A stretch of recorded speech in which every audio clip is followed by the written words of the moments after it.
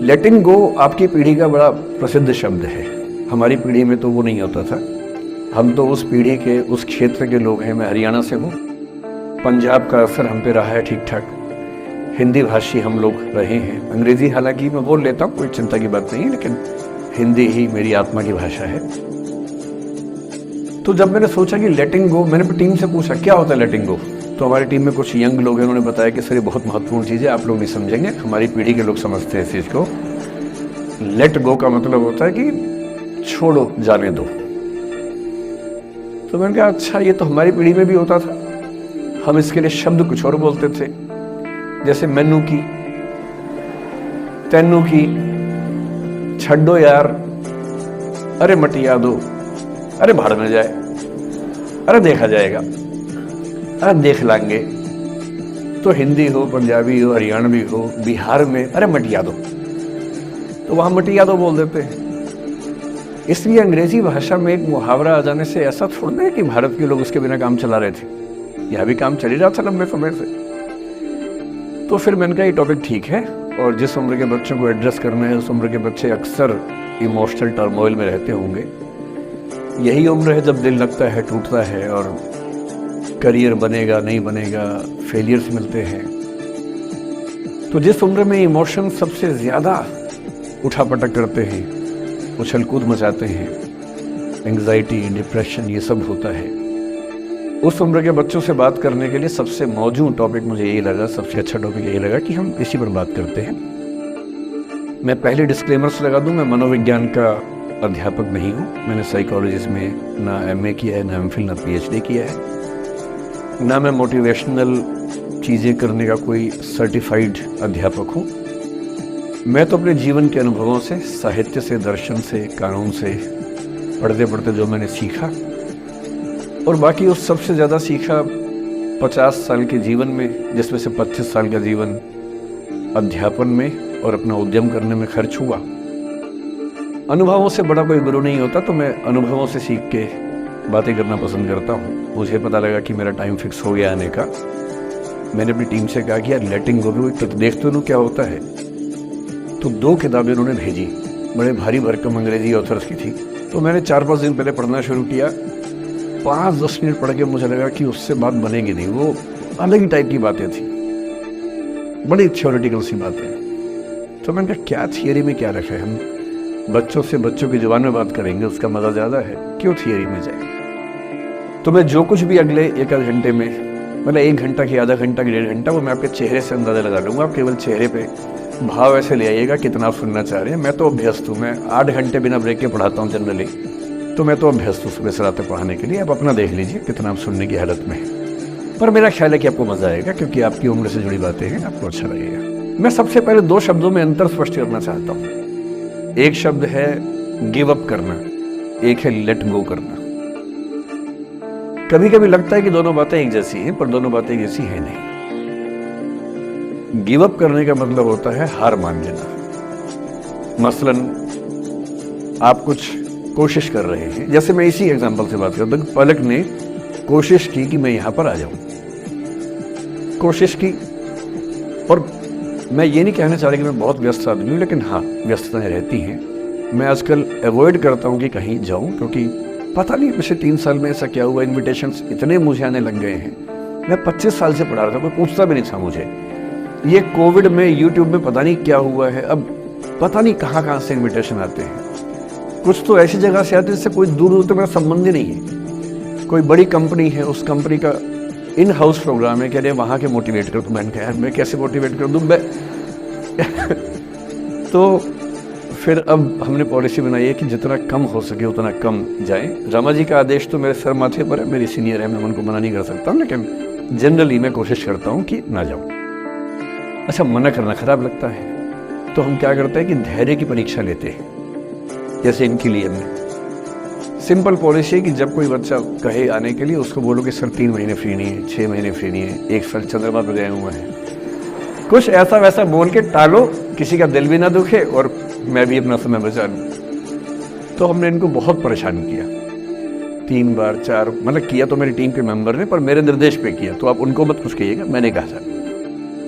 तो 3 बार 4 बार 5 बार टाला, नहीं हो पाएगा, कोशिश करेंगे, अच्छा देखते हैं, नहीं हो पा रहा है, ऐसे करके। अब इनके सामने 2 ऑप्शंस थे। एक ऑप्शन ये था कि हार मान लेती और अंत में बोलती कि चलिए कोई बात नहीं, दुख हो रहा है हमें। ये होता है गिव अप करना। एक दूसरा स्टांस भी होता है, दूसरा स्टैंड भी होता है कि कोई चीज़ आप हासिल करना चाह रहे हैं, आपको नहीं मिल रही। मसलन ये मुझे बुलाना चाह रही है, मैं नहीं आ रहा, मैं बिना वक्त के भाव खा रहा हूँ, नहीं आ रहा हूँ। और एक समय के बाद ये इस मूड में आ जाती कि भाड़ में जाओ,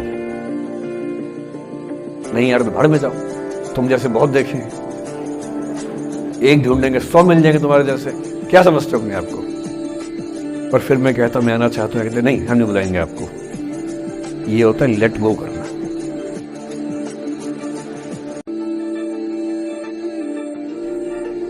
क्यों किसी को इतना भाव देना है भाई? अगर कोई चीज नहीं हासिल हो रही तो भाड़ में जाए। क्यों किसी के लिए फ्रस्ट्रेशन झेलनी है? क्यों परेशान होना है? गिव अप करने में और लेट गो करने में इतना ही अंतर है कि आपने हार मान ली या आपने जेहन से निकाल दिया, दिमाग से ही निकाल दिया। किसी चीज को दिमाग से निकाल देना लेट गो करना है। किसी चीज के लिए कोशिश करते करते हार मान लेना और उस हार की फ्रस्ट्रेशन के साथ जीना गिव अप करना है। मुझे खुशी है कि आपकी मोटिवेशनल सोसाइटी के मेंबर्स कम से कम गिव अप नहीं करते। अच्छा वो लेट गो भी नहीं किया मुझे, वरना मेरा सम्मान बच गया। और ये अच्छा है कि इसी विषय पर हम बात करना चाह रहे हैं। मैंने इस बीच में ये भी सीखा कि आपकी उम्र के बच्चों को कुछ भी बताने का सबसे अच्छा तरीका है कहानियां सुनाना। और आपकी उम्र की बात नहीं है, लिंक्डइन पर आप भी शायद होंगे, मैं भी वहां पर हूं, जो प्रोफेशनल्स का प्लेटफॉर्म सबसे अच्छा माना जाता है। मैंने देखा कि आजकल जो बड़ी बड़ी कंपनियों के सीईओ हैं या सीएक्सओस कहते हैं, सीएफओ है, सीटीओ है या सीएचआरओ है, जो चीफ ऑफिसर्स होते हैं किसी कंपनी के, उनके लिए स्पेशल कोर्सेज चलते हैं स्टोरी टेलिंग के। और उसमें मान लिया गया है कि अगर आप किसी कंपनी के सीईओ बनना चाहते हैं तो बेसिकली जो स्किल आपको आनी चाहिए वो स्टोरी टेलिंग की आनी चाहिए। आप कहानी सुना सकते हो। मैं सच्ची कहानियां सुनाना पसंद करता हूँ, झूठ बोलने से बचता हूँ। मैं आपको 3-4 छोटी छोटी कहानियां सुना रहा हूँ। ये सारी कहानियां सच्ची हैं, 1% सच्ची है। पर मैं किसी का नाम नहीं लूंगा, जिनकी कहानी है उनका नाम नहीं लूंगा, उनकी प्राइवेसी का मामला है। पर हाँ, सच्ची कहानियां हैं। अच्छी बात है कि इन कहानियों के किरदार हम लोग नहीं बने, ईश्वर करे हम कभी ना बने, लेकिन कहानियां सच्ची हैं। जब मैं दिल्ली आया था 1990 में, मैं हरियाणा के एक शहर से, भिवानी से दिल्ली आया था पढ़ने के लिए। मेरे ड्रीम कॉलेज में हंसराज भी था, पर मेरा संयुक्त से मेरा एडमिशन जाकिर हुसैन में हुआ। मेरे अंक ठीक थे, यहाँ हो सकता था, पर मैं तो नई दिल्ली स्टेशन पे उतरा, बाहर निकला, पता लगा वहीं एक कॉलेज है, वहीं एडमिशन ले लिया मैंने। तो लोगों ने कहा कि यार कैंपस बड़ा अच्छा होता है। मैंने कहा क्या फ़र्क पड़ता है, कॉलेज कॉलेज होता है, छड्डो, यही छड्डो में सिखाने आया हूँ आप लोगों को। ठीक है, स्टेशन से निकले वहीं कॉलेज है, मैंने घर जाना होगा तो आराम से कॉलेज से निकल जाएंगे, क्या रखा है कैंपस में। पर मेरा एक दोस्त जो मेरे साथ ही आया था उसी शहर से, उसने एडमिशन हंसराज कॉलेज में लिया। मैं और वो स्कूल के डिबेटर्स थे। डिबेटिंग में हम लोग स्कूल टाइम से काफ़ी एक्टिव थे। डीयू में आए तो यहाँ भी एक्टिव रहे। डीयू में मैंने करीब 5 साल डिबेटिंग की और मेरा ख्याल है कि लगभग 300-400 डिबेट्स मैंने जीती होंगी डीयू में, कुछ हरी भी होंगी, लेकिन मैंने खूब डिबेट, वो मेरा दरअसल दाना पानी था, रोजी रोटी मेरी वही थी कॉलेज के दिनों में। घर से पैसे मैं लेता नहीं था, मिलते भी नहीं थे, लेना क्या था, मतलब ऐसी स्थिति भी नहीं थी उस समय मेरे घर में कि मिल सके। तो डिबेटिंग मेरा रोजगार था, एम्प्लॉयमेंट था, मेरा उससे काम चल जाता था आराम से, उसका भी चल जाता था। वो हंसराज से था, मैं जाकिर हुसैन से था, हम खूब डिबेट्स में मिलते थे। अक्सर ट्रॉफी या तो हम जीतते थे या वो जीतता था, कोई भी जीते रूम पे ही आती थी क्योंकि हम रूममेट्स थे, एक साथ ही रहते थे। वो मुझसे योग्यताओं के मामले में 21 था, बल्कि अगर वो 21 था तो मैं 15 ही रहूँगा या 12 रहूँगा, 22 या 21 तो नहीं रहूँगा, मुझसे बेहतर था योग्यताओं में। बड़ा अच्छा व्यक्ति था। ग्रेजुएशन के बाद मैंने एमए हिंदी साहित्य में एडमिशन लिया, जबकि बीए ऑनर्स हिस्ट्री में किया था मैंने। उसने तय किया कि वो कुछ और करेगा, प्रोफेशनल कोर्स करेगा, नौकरी करेगा। तो वो चला गया दिल्ली से, मैं दिल्ली में रहा। फिर मैं एमए के बाद तैयारी करने लगा यूपीएससी की। तब तक मैं यूजीसी जेआरएफ कर चुका था। पहला अटेम्प्ट दिया, प्रीलिम्स हो गया। मेंस मेरा 96 के मेंस की बात कर रहा हूँ, मेंस शुरू होने वाला था, 2 दिन रह गए थे। करीब 10 दिन पहले वो मेरे पास आया हुआ था दिल्ली में, मिलजुल के अच्छे से बात करने गया था। उन दिनों उसका एक प्रेम संबंध कहीं हमारी ही एक मित्र के साथ चल रहा था। हम सब दोस्त थे, तो उनमें से 2 लोगों का आपस में एक अफेयर था। मुझे नहीं पता क्या हुआ, लेकिन मेरे मेन एग्जाम से 2 दिन पहले रात को 12 बजे एक फ़ोन आया और ये बताया गया कि मेरे दोस्त ने फंदा लगा के अपनी जीवन लीला समाप्त कर ली है। वो दिल्ली से दूर था कहीं, और जिस व्यक्ति के बारे में मेरी राय ये थी कि उतना जीवट वाला व्यक्ति कोई हो नहीं सकता, जो जिंदगी से हार सकता ही नहीं, जिसके होने से कई लोग हमेशा जीता हुआ महसूस करते हैं, वो चुपचाप एक बंद कमरे में जिंदगी से हार गया। मैं आज तक नहीं समझ पाया कि ऐसा कैसे हुआ। बाद में टटोला, उसके पेरेंट्स से बात हुई, भाई से बात हुई। उन्होंने उसकी याद में एक सोशल वर्क शुरू किया ताकि किसी और बच्चे को ऐसा न करना पड़े।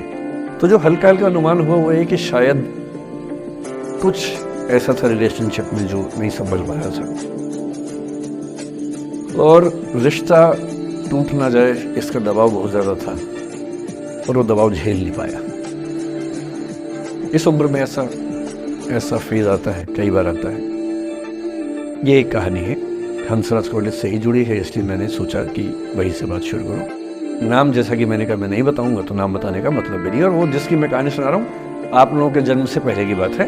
आप तो सब 21वीं सदी वाले बच्चे होंगे ना, जेन ज़ी होंगे आप सब, तो ये तो बहुत पुरानी बात है। एक दूसरी कहानी सुनाता हूँ। मैं आपको 2-3 कहानियाँ सुनाऊंगा, फिर उन सबका सार निकाल लेंगे एक साथ हम।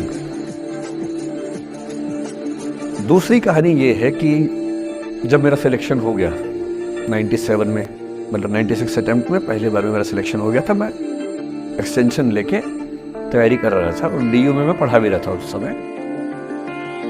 तब मैं शायद डीएवी कॉलेज में था या अग्रसेन को, मैं 2 जगह पढ़ा है डीयू में, तो उनमें से किसी कॉलेज में पढ़ा रहा था उस समय में।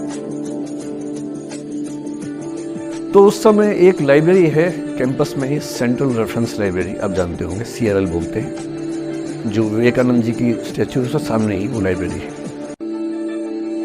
उस लाइब्रेरी में नीचे सब बैठ के पढ़ते हैं, और टॉप फ्लोर पे रिसर्च फ्लोर है जहाँ MPhil PhD वाले बच्चे पढ़ते हैं। मैं उस समय शायद PhD कर रहा था या MPhil खत्म हुई थी, वहीं बैठता था, पढ़ता था रोज।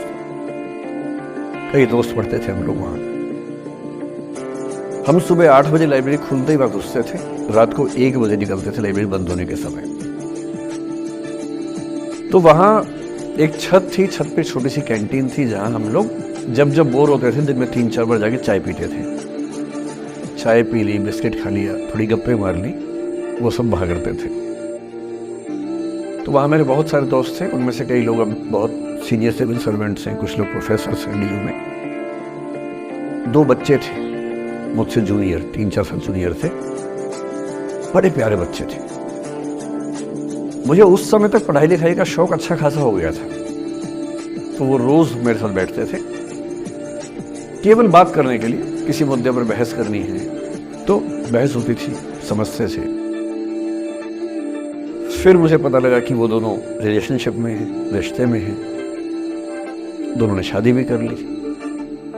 उनकी योजना डीयू में पढ़ाने की थी या सिविल सर्विस की भी थी, शायद पता नहीं। मेरा इंटरेक्शन बहुत ज़्यादा उसके बाद रहा नहीं उनसे, क्योंकि मैं सर्विस में चला गया था। इतने जिज्ञासु बच्चे थे दोनों, इतने जिज्ञासु कि उनसे मिलकर तबीयत खुश हो जाती थी कि हर चीज़ जानने का मन करता था उनका, हर विषय पढ़ने का मन करता था। एकदम जीवन से भरे हुए बच्चे, आंखों में चमक ऐसे। फिर दोनों की शादी हुई तो मैं शादी में जा नहीं पाया, क्योंकि मेरा रिश्ता सिर्फ लाइब्रेरी में 1 घंटा गप मारने वाला था, उससे ज़्यादा था नहीं रिश्ता उनके साथ। फिर सुनता रहता था कि मैं सब बढ़िया चल रहा है, पढ़ाई कर रहे हैं, तैयारी कर रहे हैं। इंटरकास्ट मैरिज की उन लोगों ने, खूब हंगामा हुआ, दोनों घर में तलवारें खींच गई, किसी तरह से तलवारें संभाली गई, मैनेज हुआ, दोनों साथ रहने लगे। और फिर 3-4 साल के बाद एक दिन मैंने खबर सुनी कि उस बच्ची ने फंदा लगा के जीवन लीला समाप्त कर ली। ये बात भी दिल्ली विश्वविद्यालय की। ये उस दौर के सब लोग इस कहानी को जानते हैं। मेरे ख्याल से दोनों कहानी आपकी प्रिंसिपल मैडम जानती होंगी। नहीं ध्यान कर पाएंगे तो मैं उनको जैसे नाम बोलूंगा अकेले में तो तुरंत समझ जाएंगे मैं किसकी बात कर रहा हूँ। मैं आज तक नहीं समझ पाया कि ऐसा क्या हुआ होगा। तो बाद में अनुमान जो हुआ वो ये, इंटरकास्ट मैरिज, परिवार का दबाव, समाज का दबाव, आपस के दबाव, टॉक्सिक रिलेशनशिप, अंत में उस दबाव को न झेल पाना और जीवन समाप्त कर देना, ये हुआ। ये 2 घटनाएं हैं। एक तीसरी घटना ये है कि दिल्ली में आज से 25 साल पहले एक घटना घटी। आप लोग तो बस पैदा हुए होंगे, घुटनों में चल रहे होंगे, या उससे 5-7 साल पहले की बात रही होगी। ये घटना दिल्ली के सब सीनियर लोग जानते हैं। जिनकी उम्र 35-40 साल है वो सब जानते हैं इस घटना को। मोबाइल फोन में वीडियो नया नया आया था उस समय। अब तो आपके हर फोन में वीडियो है, अब तो सामने भी है, ताकि आप वैसा वाला मुंह बना के सेल्फी खिंचवा सके। पाउट बोलते हैं ना, मैं उसको देसी भाषा में सूअर जैसा मुंह बोलता हूँ, और वैसा ही बनता भी है। क्यूट क्यूट सा सूअर जैसा मुंह बना के लोग सेल्फी खिंचवाते हैं, उसको बोलते हैं पाउट। तब तो कैमरा फोन में पहली बार आया था, तब लोग अभ्यस्त नहीं थे। अब जैसे आप लोग कितने अभ्यस्त होंगे, हम भी होने लग गए। अब हम किसी से बात करते हैं तो हम ये एज्यूम करके चलते हैं कि उसने फोन में कुछ ना कुछ ऑन कर रखा होगा, या तो आवाज रिकॉर्ड करेगा या वीडियो बनाएगा। तुम कितने केयरफुल होकर बोलते हैं, कितने कॉन्शियस रहते हैं। और सर्विलांस सोसाइटी की सबसे बुरी बात यह है कि हम हमेशा चौकन्ने रहते हैं, हम सहज हो ही नहीं पाते। सहज रूप से 2 लोग बात कर लें, हो ही नहीं पाता। तो मैं तो अपने ऑफिस में कई बार ऐसा करता हूं, जब हम 3-4 लोग बैठते हैं इनफॉर्मल बातचीत के लिए, हम सब अपना अपना फोन कमरे के बाहर छोड़ के आ जाते हैं। फिर 2 घंटे बात करते हैं, इस भय से मुक्त होके कि कहीं कोई रिकॉर्ड तो नहीं कर रहा। ये हालत है आज। उस जमाने में तो फोन थे। मोबाइल फोन आया था भारत में लगभग 1995 के आसपास पहली बार। बड़ा महंगा था, 16 रुपए प्रति मिनट इनकमिंग, 16 रुपए प्रति मिनट आउटगोइंग, ये रेट से उस समय। और फोन वो थे जिनसे आप कील भी ठोक सकते हैं, वैसे वाले फोन थे, बटन वाले फोन थे। नोकिया एक कंपनी थी, उसके फोन हुआ करते थे। उसके 4-5 साल के बाद क्या हुआ, पहली बार किसी कंपनी ने फोन में कैमरा लगा दिया। ये बात उस समय के लोग नहीं समझते थे। जब भी नई तकनीक आती है उसको समझने में टाइम लगता है। जो पहले समझते हैं फायदा उठा लेते हैं, जो थोड़ा लेट समझते हैं वो उसका नुकसान उठाते हैं। उस समय दिल्ली के एक प्रसिद्ध स्कूल में 11वीं-12वीं क्लास के 2 बच्चों में आपस में कोई रिलेशनशिप रही होगी। वो दोनों किसी ऐसी सिचुएशन में थे जो सिचुएशन बहुत ही प्राइवेट किस्म की थी, बहुत निजी किस्म की थी, जिसको पब्लिक नहीं कर सकते। कुछ फिजिकल रिलेशनशिप जैसा मामला था। उस दुष्ट लड़के ने लड़कों के इतिहास को कलंकित कर, लड़कों का इतिहास वैसे भी कलंकित ज्यादा है, उसे और कलंकित करते हुए उस पूरे सिचुएशन का वीडियो बना लिया। ऐसे मामलों में दुर्भाग्य है, मैं लड़का हूं इसलिए लड़के पवित्र थोड़ा ना हो जाएंगे। लड़का है, इतिहास कलंकित तो है, उसका वीडियो बना लिया और दुष्टता का चरम स्तर निभाते हुए वो वीडियो अपने एक दोस्त को शेयर कर दिया। ये कहे कि किसी और को दिखाना मत। जैसा कि होता है अफवाहों की दुनिया में, हर अफवाह एक व्यक्ति एक को ही बताता है, ये कहे कि किसी और को मत बताना, और अगला व्यक्ति भी अगले को यही कहे कि बोलता किसी और को मत बताना। और इस तरह से पूरे शहर को खबर होती है और सबको लगता है कि सिर्फ मुझे पता है। वो वीडियो फैल गया। नए नए फोन आए थे, पर वो फोन कम लोगों के पास थे, कैमरे वाले फोन। तो फोन से कितना फैलता, ज्यादा नहीं फैला। लेकिन उस समय दिल्ली की कुख्यात मार्केट हुआ करती थी, पालिका बाजार, अभी भी है, पर तब वो कुछ और कामों के लिए कुख्यात हुआ करते थे। अब तो कपड़े मिलते हैं, तब कपड़ों के साथ कई चीजें और मिलती थी वहां। जैसे गंदी फिल्मों की सीडी चाहिए हो तो वहां मिलती थी, ग्रे मार्केट में चोरी छिपी। इस वीडियो को सीडी में कन्वर्ट करके लोगों ने वहां से खरीदा, लाखों करोड़ों की संख्या में। नए नए टेलीविजन चैनल प्राइवेट आए थे और प्राइवेट टीवी चैनल को खबरों की भूख इतनी होती है कि वो खबर के लिए जान दे सकता है और जान ले भी सकता है किसी की। 2400 घंटे इस खबर पे, इस चीज पर खबरें चल रही थी सारे चैनल्स में कि ये वो लड़का है जिसने ऐसा किया, ये वो लड़की है, ये वो स्कूल है, इस स्कूल की प्रिंसिपल से बात करेंगे, इससे बात करेंगे। वो जो बच्ची थी जिसकी इसमें कोई गलती नहीं थी सिवाय इसके कि वो किसी एक लड़के से प्रेम करती थी, जो कि उस उम्र में बच्चे कर बैठते हैं। इसके लिए बहुत चिल्लपौनी बचानी चाहिए। बच्चों को आप हर बात पे अपराधी नहीं मान सकते। उस बच्चे की गलती सिर्फ इतनी थी कि उसने अपने दोस्त पे भरोसा किया जो भरोसे के लायक था नहीं। वो नीच किस्म का व्यक्ति था जिसने उस संबंध की गरिमा को समझा नहीं। उस बच्ची के घर के बाहर 2400 घंटे न्यूज चैनल से कैमरे खड़े रहे। घर से कोई भी निकले 50 कैमरे पीछे। आप बताइए आपकी बेटी कैसी है, आप बताइए आपकी बहन कैसी है। अंत में उस पिता ने अपनी बच्ची को उस देश से बाहर भेज दिया। उसके कुछ दिन बाद की जो खबर टीवी चैनल से नहीं दिखाई, उसके पिता ने आत्महत्या कर ली। ये तीसरा इंसिडेंस है।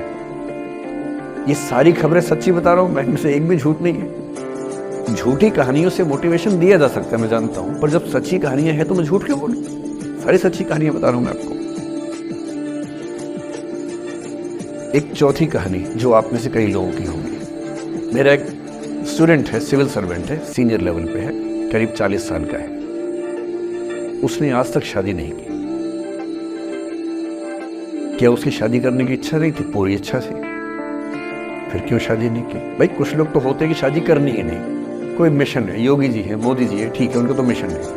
ममता जी है, उनका मिशन है। पर जिसका जीवन में ऐसा कोई मिशन नहीं है और जिसको प्रेम करने का मन भी करता हो, वो तो शादी करता है आमतौर पे। उसने शादी क्यों नहीं की जानते हैं? जब वो 25-26 की उम्र में था, जब वो मेरा विद्यार्थी भी था, एक दिन मेरे पास आके बोला कि सर एक बात करना चाहता हूँ। मुझसे मेरे स्टूडेंट्स ऐसी बातें खूब करते हैं पर्सनली आके, अब तो मैं टाइम कम दे पाता हूँ, पहले तो ये सब होता रहता था क्लास के अलावा। एकदम रोता हुआ है, आंखों में आंसू भरे हुए बहुत सारे। अरे क्या हो गया भाई?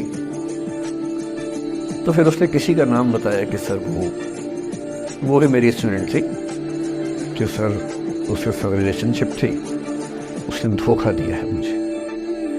अच्छा, धोखा देने वाली कहानियां मुझे बहुत अपील नहीं करती। मेरा मानना है कि दोनों पक्षों की गलतियां होती हैं। आप केवल अपने पर्सपेक्टिव से सोच के धोखा करते रहते हैं, ऐसा थोड़ा ना होता है भाई।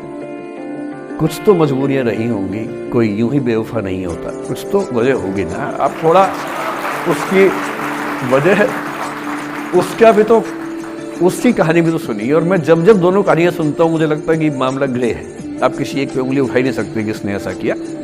दोनों की गलतियां होती है, ऐसा थोड़ा ना कि एक की होती है। बहरहाल इन भाई साहब को ऐसा लगा कि धोखा हो गया उनके साथ, तो कहने चलो कोई बात नहीं यार, हो गया तो हो गया, तू नहीं कोई और सही, ऐसा क्या है। इतनी बड़ी दुनिया है, 8 अरब की आबादी अब है, उस समय भी 6-7 अरब तो थी। मैंने कहा 3.5 अरब 350 करोड़ में कोई तो होगी तुम्हारे लिए, ऐसा क्या है, कोई और देखेंगे। पर वो थोड़ा ज्यादा सेंटिमेंटल था उस समय। धीरे धीरे पता नहीं उसके मन में क्या बैठ गया, उसके मन में ये बैठा कि दुनिया की सारी लड़कियां धोखेबाज होती हैं। ऐसे मूर्खों की कमी नहीं है दुनिया में, ऐसे बहुत मूर्ख हैं। दर्शन की दुनिया में इसे अवैध सामान्यीकरण कहते हैं, इलिसिट जनरलाइजेशन।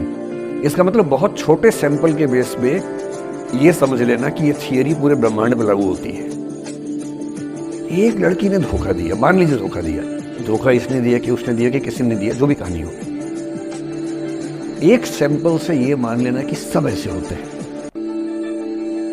और उसके बाद से उसने कम से कम 10 बार कोशिश की, 10 लोगों से मिला, बातचीत की शादी के लिए। डेटिंग तो क्या करेगा 40 की उम्र में, लेकिन हाँ बातचीत करके देखा कि शायद रुचियां मिल जाए, स्वभाव मिल जाए, तो शादी के बारे में सोचें। हर बार 3-4-5 मीटिंग के बाद वापस हट जाता है। अब तो मैंने पूछना बंद कर दिया है। जब तक मैं पूछता था, बोलता था कि सर 3-4 मीटिंग के बाद लगता है कि ये भी वैसी ही है। मैंने कहा भूल जाओ भाई, उससे भूल जाओ, बात खत्म हो गई। उसके बच्चे घूम रहे हैं आजकल स्कूल में, अब तुम कम से कम शादी तो कर लो।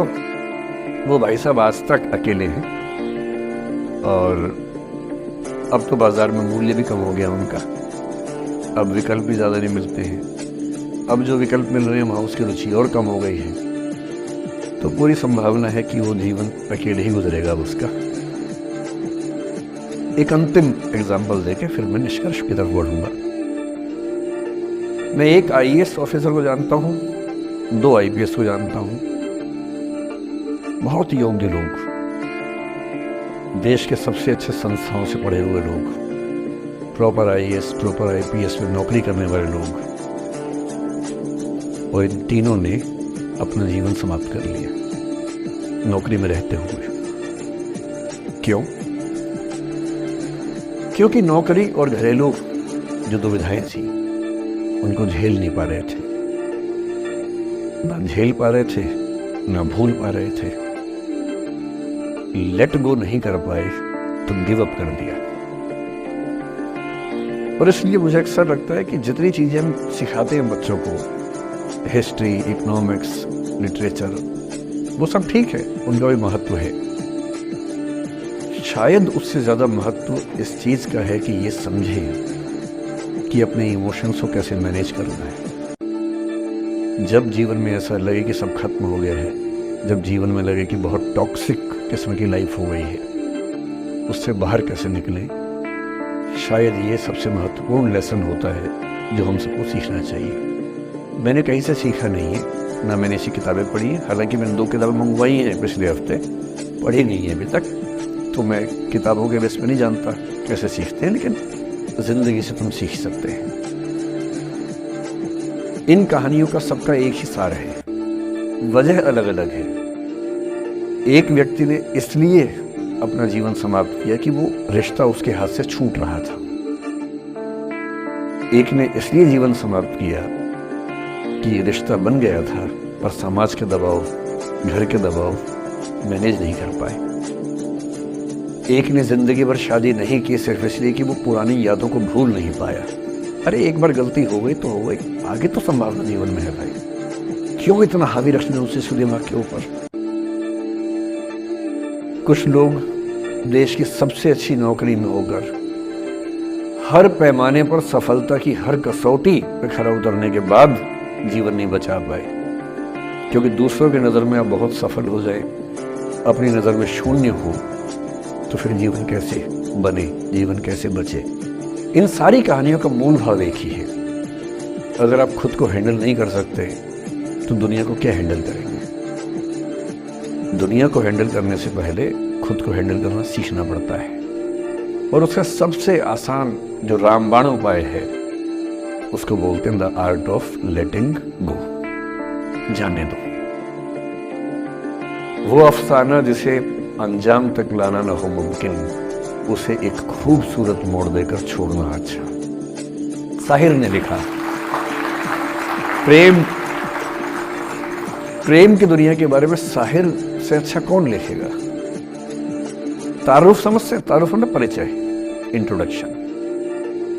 यदि तारुफ रोग बन जाए तो उसको भूलना बेहतर। अरे परिचय हुआ किसी से, आपकी भाषा में इंट्रो हुआ, यही बोलते हो ना आप लोग, इंट्रो हो गया, इंट्रो हुआ, दोस्ती हुई, बाद में लगा रहे यार ये तो ऊट पटांग आदमी है या ऊट पटांग लड़की है, छोड़ो फिर, ऐसा क्या लोभ लेना है।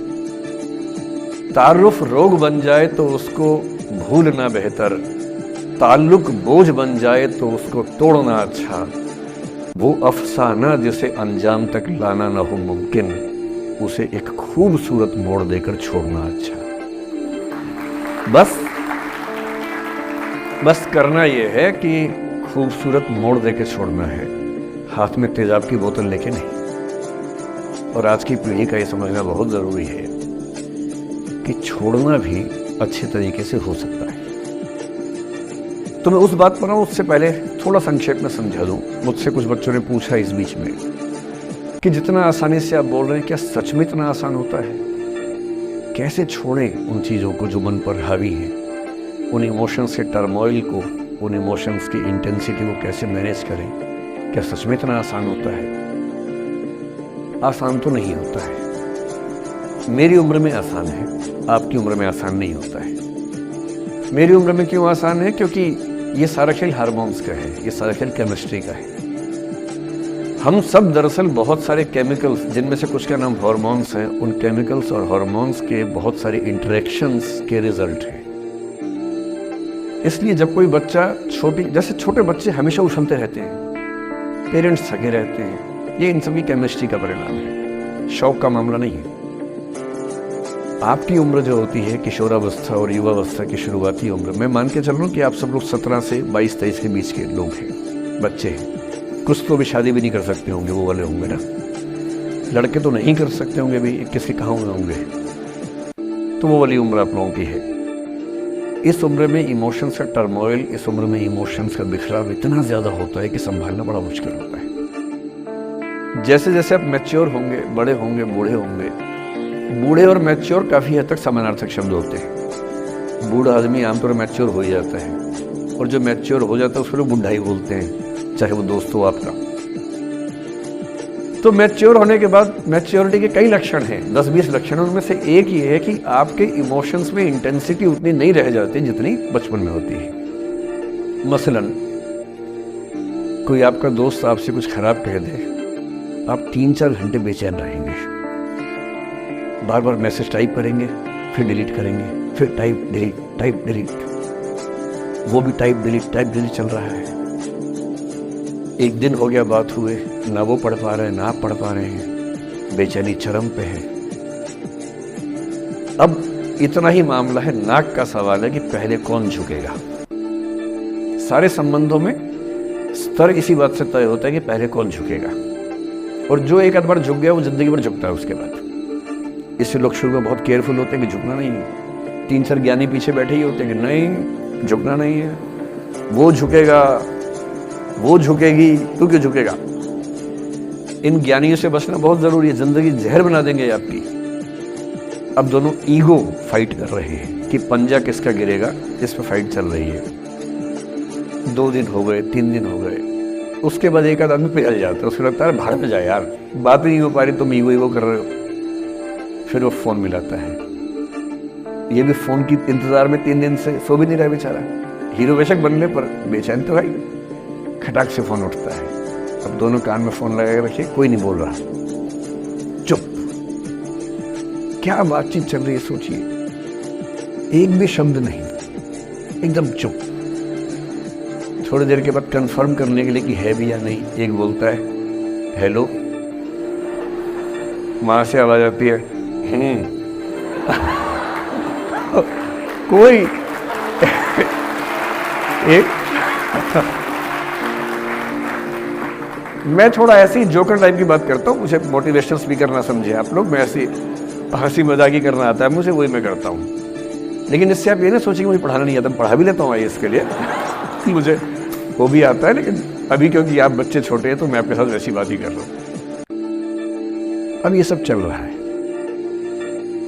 अब इसमें अगर कोई एक व्यक्ति झुक गया, बात आगे हो गई तो हो गई, वरना कई रिश्ते ऐसे भी होते हैं जो इसी बिंदु पे खत्म हो जाते हैं कि तेरा भाई नहीं झुकेगा, भाभी झुकेगी, और उधर जीजू झुकेंगे, दीदी नहीं झुकेगी, जीजू झुकेंगे, दीदी क्यों झुकेगी, और ना जीजू झुक रहे ना भाभी झुक रही और उस चक्कर में जो अभी बेचारा रिश्ता बना भी नहीं था, वही वो जमींदोज हो गया, वही वो खत्म हो गया।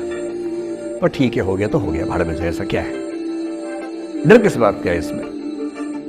लेकिन मैं फिर भी आपसे कहूंगा, मेरी उम्र में क्या होता है, जैसे मुझे कोई फोन करे कि मैं आपसे बहुत नाराज हूं, तो मैं कहता हूं अच्छा ठीक है, कल बात करेंगे।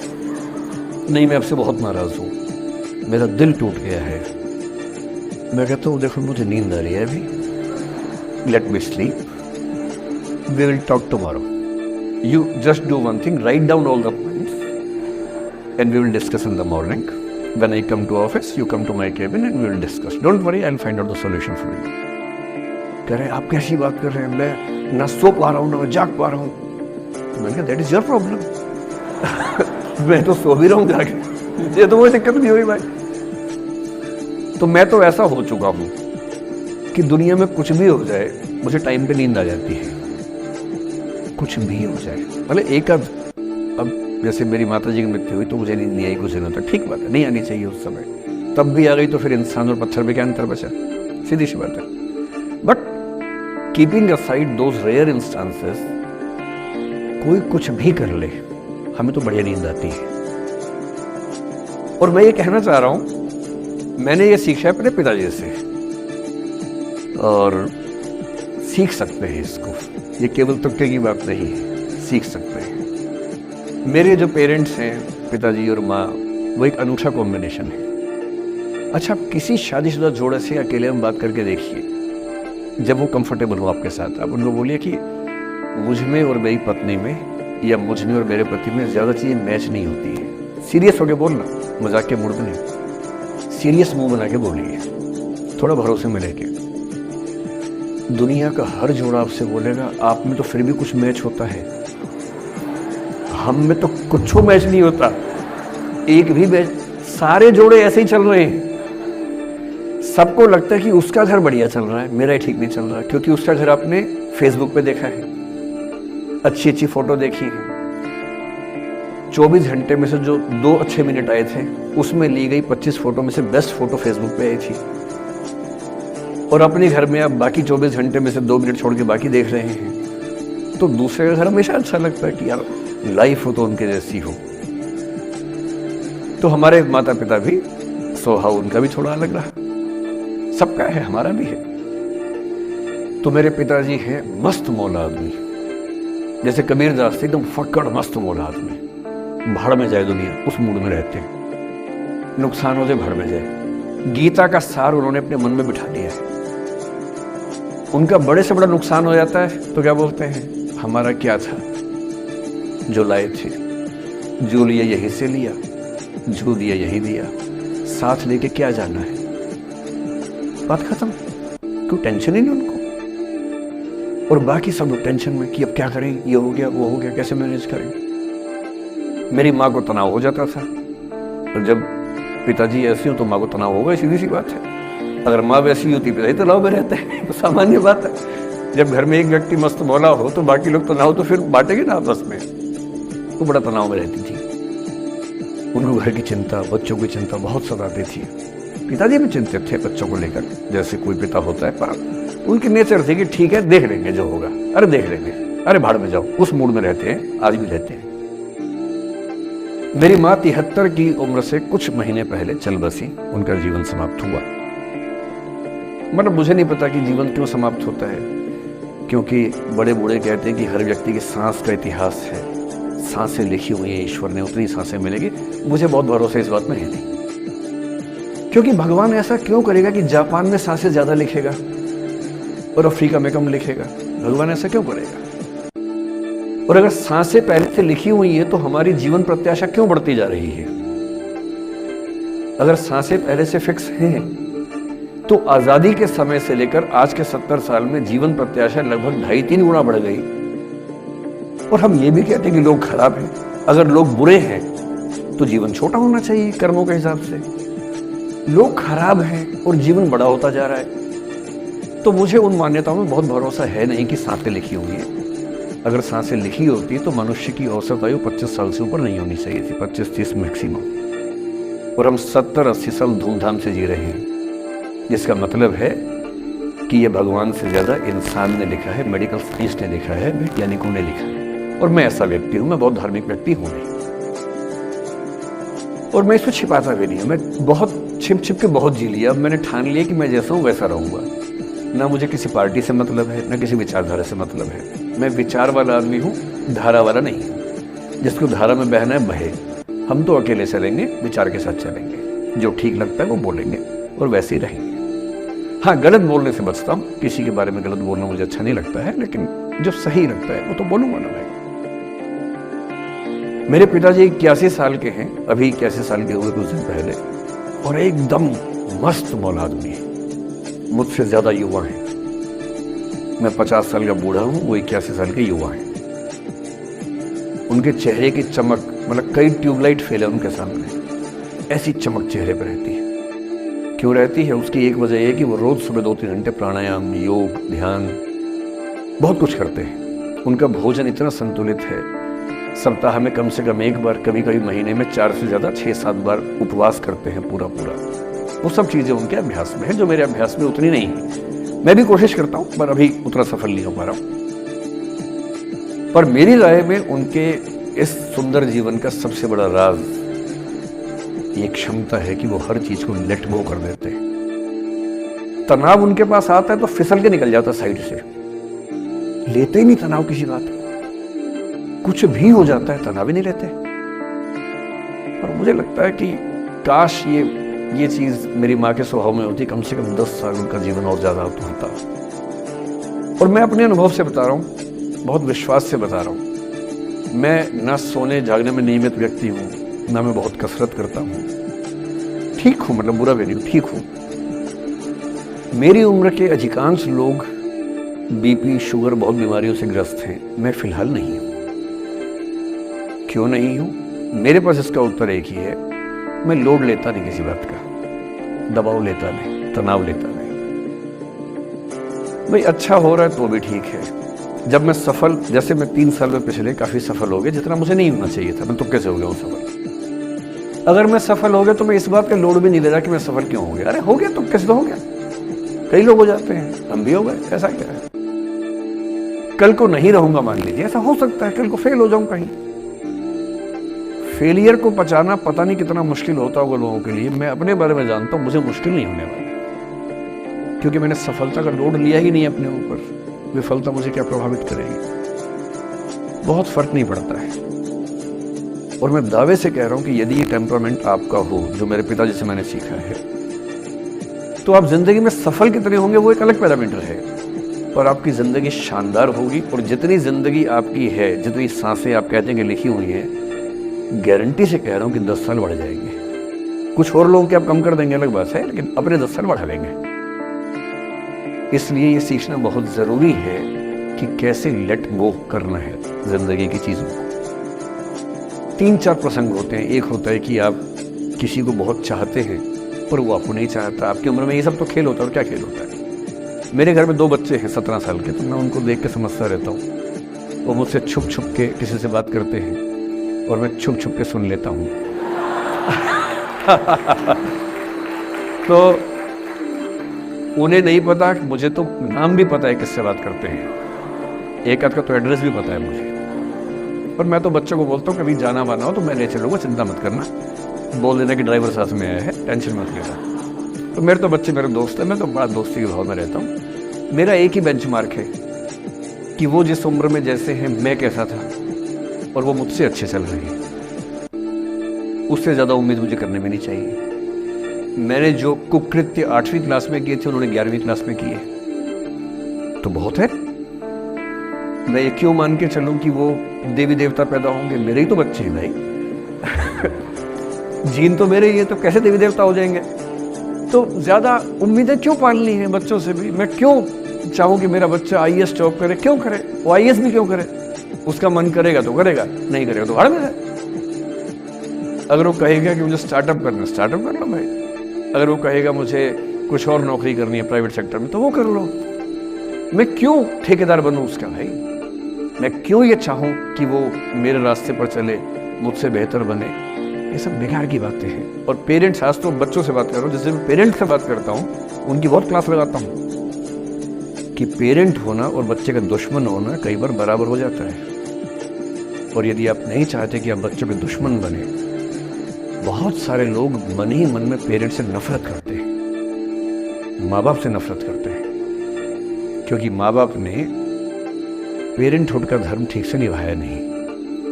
उन्होंने इतनी इच्छाएं थोपी, इतने दबाव बनाए कि बच्चों को जिंदगी के कई फैसले इस दबाव में करने पड़े कि मेरे पेरेंट्स ये चाहते हैं, वो बन ही नहीं पाए जो वो थे। और दुनिया में सबसे बुरी स्थिति है वो न हो पाना जो आप हैं। अपनी सहजता से दूर होना, इससे बड़ी बुरी कोई स्थिति नहीं। साहित्य में इसको खूब लिखा गया है कामायनी एक रचना बड़ी प्रसिद्ध है जयशंकर प्रसाद की, उसमें मूल समस्या ही ये है, ज्ञान दूर कुछ क्रिया भिन्न है, इच्छा क्यों पूरी हो मन की, एक दूसरे से न मिल सके यही विडंबना है जीवन की। आपका दिमाग कुछ कहता है, दिल कुछ कहता है, कर कुछ हो रहे हैं आप। जिस व्यक्ति का दिमाग, दिल और हरकतें आपस में कनेक्टेड हैं, कंसिस्टेंट हैं, उससे ज्यादा सुखी कोई मनुष्य नहीं है।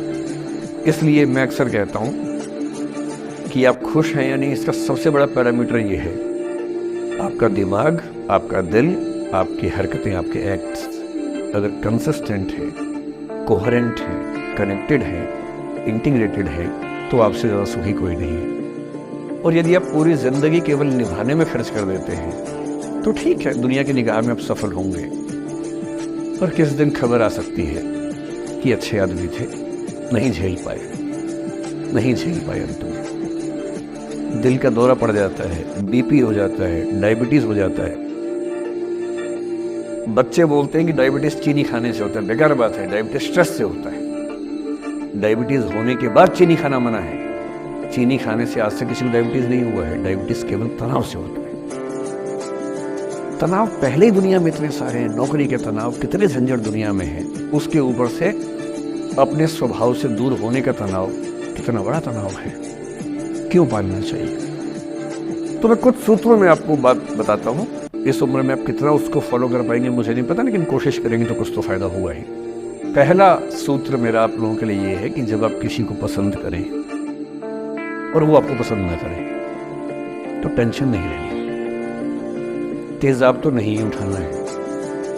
ठीक, कई लोग इस मूड में रहते हैं, मुझे पसंद नहीं करेगी,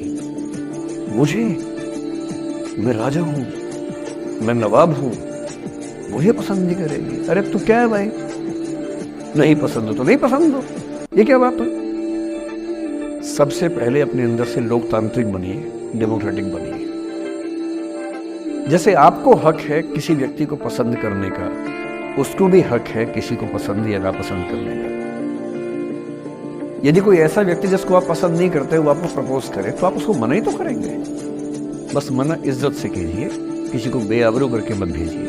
ये नहीं कि अच्छा तुम शीशा देखा है कभी, रुको आईना मेरी जेब में लो, ऐसे नहीं करना है। बड़े बेआबरू होकर तेरे कूचे से हम निकले, वो वाला भाव जो गालिब को आया था वो भाव नहीं आना चाहिए। अगर कोई आपको कभी प्रपोज करे, आप लोगों की उम्र है, ये सब चलता ही होगा आप लोगों के बीच में, मैं आपके टीचर से सामने बोल रहा हूँ, लेकिन मैं ऐसा ही हूँ, मैं जानता हूँ कि आपकी उम्र में से होता होगा, सब जानते हैं तो होता ही होगा। कभी किसी से ये उम्मीद मत करना कि वो आपको पसंद करे ही करे। यदि कोई रिजेक्ट करे, बस हाँ रिजेक्शन थोड़ा प्यार से होना चाहिए, बदतमीजी से नहीं होना चाहिए। उसके अधिकारों का उतना ही सम्मान कर रहे हैं जितना आप अपने अधिकार का सम्मान करते हैं कि ठीक है भाई आपको मैं पसंद नहीं, कोई बात नहीं, तू नहीं कोई और सही, कोई और नहीं कोई और सही, बहुत लंबी है जमी मिलेंगे लाख हंसी, इस जमाने में सनम तू अकेली तो नहीं। कितने लोग हैं दुनिया में, ऐसा क्या है। और मैंने बहुत प्यारे प्यारे बच्चों को देखा रोते बिलखते हुए कि मैंने उसको प्रपोज किया, उसने मुझे मना कर दिया। अंकल, छोटे छोटे बच्चे आजकल मुझे लव गुरु मानते हैं अपने आसपास, वो मेरे पास आके ऐसी ऐसी बातें बताते हैं बड़ी क्यूट तोतली आवाज़ में। मैंने उसको प्रपोज किया, उसने मुझे ऐसे वाली आवाज़ में एकदम रोते बिलखते हुए। तो मैं बोलता हूँ बधाई हो बहुत बहुत तुम्हें, कॉन्ग्रेचुलेशन।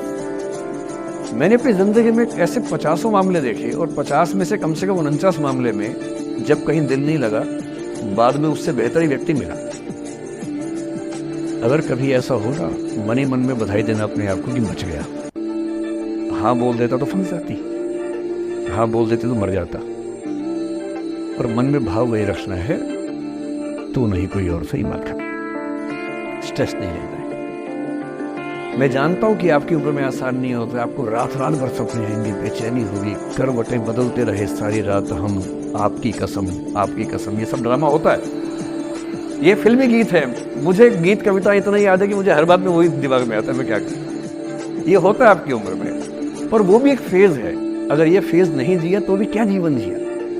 कभी कभी बेचैनी भी तो होनी चाहिए, वरना जिंदगी में मजा क्या है। अगर हर चीज लिनियर है, हर चीज फॉर्मुलाइज है, फिर मजा क्या है जिंदगी में? ये उठापटक, ये बेचैनी, ये घबराहट, ये तनाव, संतरास भी तो होना चाहिए कभी कभी जिंदगी में। इससे बुरी स्थिति तब होती है जब आप किसी रिलेशनशिप में हैं और वहां ब्रेकअप हो जाए, ये भी होता है। देखिए, मैं आपको बड़ी खरी खोटी सुनाने के मूड में हूं। जिस तरह का प्रेम आप लोगों की पीढ़ी में होता है, मैं ये नहीं कह रहा कि आपकी पीढ़ी खराब है, हर पीढ़ी ऐसी होती है, बस ये कि आपकी पीढ़ी को सुविधाएं ज्यादा मिल गई। हमारी पीढ़ी में ना चिट्ठी लिख के भेजनी पड़ती थी, बड़ा रिस्क होता था। चिट्ठी लिखो कागज पे, फिर एक डाकिया ढूंढो भरोसे का, तो भरोसे वाला कुरियर बॉय या कुरियर गर्ल जाके चिट्ठी वहीं दे के आए जहाँ हमने कहा है। ये भी डाउट कहीं किसी और को दे के आ जाए। या कबूतर से बात करो, कबूतर जा जा जा, पहले प्यार की पहली चिट्ठी साजन को दिया। कबूतर का क्या भरोसा किसको दे के आ जाए। लेकिन कितना तनाव था उस जमाने में। आपके जमाने में क्या है, सीधे व्हाट्सएप निकाला, खटाक से भेज दिया मैसेज, और नंबर किसी से मांग लिया 1 सेकंड में। नंबर भी नहीं देना है तो किसी कौन कौन सी ऐप होती है, मैंने सुना कुछ और ऐप्स होती है, मेरे नंबर वाली भी होती है, इंस्टा होता है, एक और भी तो कोई होती है वो जिसमें कार्टून जैसा मुंह बन जाता है, स्नैपचैट। हाँ, स्नैपचैट में चले गए, मैंने सुना है कि उसमें नंबर भी नहीं देना पड़ता है, ऐसा कुछ चक्कर है। वहां ढूंढ लिया। किसी को कुछ कन्वे करना इतना आसान दुनिया में कभी नहीं हुआ था जितना आज आसान है। इन सब के ऊपर टिंडर है, बम्बल है, पता नहीं क्या क्या है, राइट लेफ्ट करते जाना है, उसी में कहानी शुरू।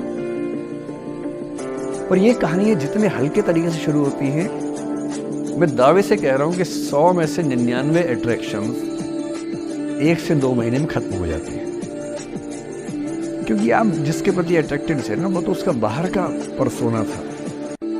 जहां परिचय गहरा होता है, असलियत सामने आ जाती है, और जब असलियत सामने आती है, झेलना बड़ा मुश्किल होता है। आपके सपने टूट जाते हैं। आप जिस छवि पे दीवाने हुए थे, वो छवि तो सिर्फ छवि थी, वो तो इंसान नहीं था। वैसे 99% केसेस में मेरा ख्याल है कि अट्रैक्शन 1-2 महीने में समाप्त होता है। उसके बाद तो एक बोझ है जो आप ढो रहे हैं। कभी कभी होता है कि दोनों का खत्म हुआ तो बात आसान है, कभी कभी किसी एक का खत्म होता है, एक का नहीं होता है, वहां मामला मुश्किल हो जाता है। तो ऐसा हो सकता है आपके जीवन में कि दूसरा साथी आपका ये कहे कि भैया देखो, मैं तुम्हारे साथ कुछ महीने से हूं, पर मुझे अब अच्छा नहीं लग रहा, मैं ब्रेकअप करना चाहता हूं। मैं आपसे ये निवेदन करूंगा कि ये मान के मत चलना कि उसने आपको धोखा दिया है, क्योंकि बच्चे तुरंत उस मुद्रा में आते हैं, अच्छा अब मैं कुल्हाड़ी उठा लूंगी, अब मैं तेजाब उठा लूंगा, तूने मुझे धोखा दिया है, तूने मुझे चीट किया है, you are a cheat, you are a liar, you are a पता नहीं क्या क्या। इंग्लिश में गालियां बड़ी सुंदर देते हैं बच्चे। मैं ये कहना चाह रहा हूं कि इस बात की संभावना मान के चलिए कि हो सकता है कि आपके साथ 2 महीने रहने के बाद सच में उसको ये लग जाए कि आपके साथ ट्यूनिंग ठीक नहीं है, या आपको लग जाए कि आपकी ट्यूनिंग उस व्यक्ति के साथ ठीक नहीं है।